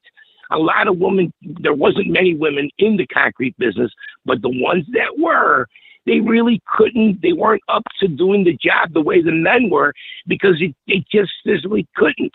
So they're out there backing the concrete trucks in with the flag while everybody else is, hustling with concrete and moving it around and on their knees, messing with the concrete. So the same with the police. A lot of people come on the police job because it pays pretty well compared to other jobs, and they come on the job and they want to spend the littlest amount of time on the street as possible, and then they want to get their desk job because there's policemen and policewomen. They have to do the reports or file the reports. They pretty much become office workers. There's a few on the streets that stay on the streets, and you need women on the streets. But just like in sports, women are at a disadvantage when it comes to being physical, and certain jobs are very physical. And I'm not trying to hate on women because I think they have their place in the workforce. But, that's my assessment of what happened there. That guy saw there's 4 policewomen around me. I can get away from them. I'm stronger than them. And he proved himself right because he did get away and got caught later, probably by a bunch of male coppers, along with those female cops. So that's my 2 cents, ABL. The happy belated Thanksgiving to everybody, and I'll talk to you later. Thank you for the call, man. Definitely appreciate it. Thanks, ABL. All right, fantastic call from our retired Chicago police officer friend, and that will do it for me. You guys have been great. I appreciate y'all. Thank y'all for being here yet again. This is a great show, fantastic show. Hopefully you guys enjoy your Thanksgiving holiday weekend. And I'll be back live again, of course, on Wednesday. Same bat time, same bat place. 8 p.m. Eastern Standard Time to right around right now, 11 p.m. Eastern Standard Time. This is a podcast you're listening to right now. It'll be available on your favorite audio streaming platforms, whether they be Google Play, Spotify, Apple, iTunes, etc. Link for that will be in the description box, or just go to your favorite audio streaming platform and search ABL Live. I should pop right on up. Thank you guys for being here, for watching, retweeting, super chatting, whatever you're doing. I appreciate y'all. Thank you guys on Facebook for joining. I appreciate you as well. This video will be available over there after it's done as well. And we're going to always stream on both YouTube and Facebook. All the videos are going to be available wherever you want. And the best place to go to catch everything is the website, anthonyblogan.com. Links, as always, will be in the description, or just go to your browser and type in ANTHONY, that letter B, LOGAN.com, and check me out that way. We got super chats on deck. I'm going to read, then I wrap it on up, put the bow clean on top. Thank you to Michael Critchlow, who says Timbaland is definitely the better producer. Pharrell's sound is too experimental at times and a bit pretentious. Yeah, Timbaland is just like, Timbaland is a piano, while Pharrell is like certain keys on the piano. That's probably the best way I can put it. But both good in their own way. Thank you to Bino, who says 1,000 likes. Good job, ABL Army. Thank you for that. I appreciate you. Shout out to Ron Henderson, who says, keep America safe, bring back law and order. Right on, boss. Right on. All right. That will be a wrap for me. Again, I will see you guys next time. I'll be back Wednesday live, and I'll put up pre-recorded content every single day, Sunday through Sunday. Y'all can check me out. Wherever you do your social medias, wherever you consume your videos, I will be there. But until next time, y'all be safe. I done forgot it because I was so caught up in something else. Let's try that one more time, right? So until next time, y'all be safe. I'm out, and peace.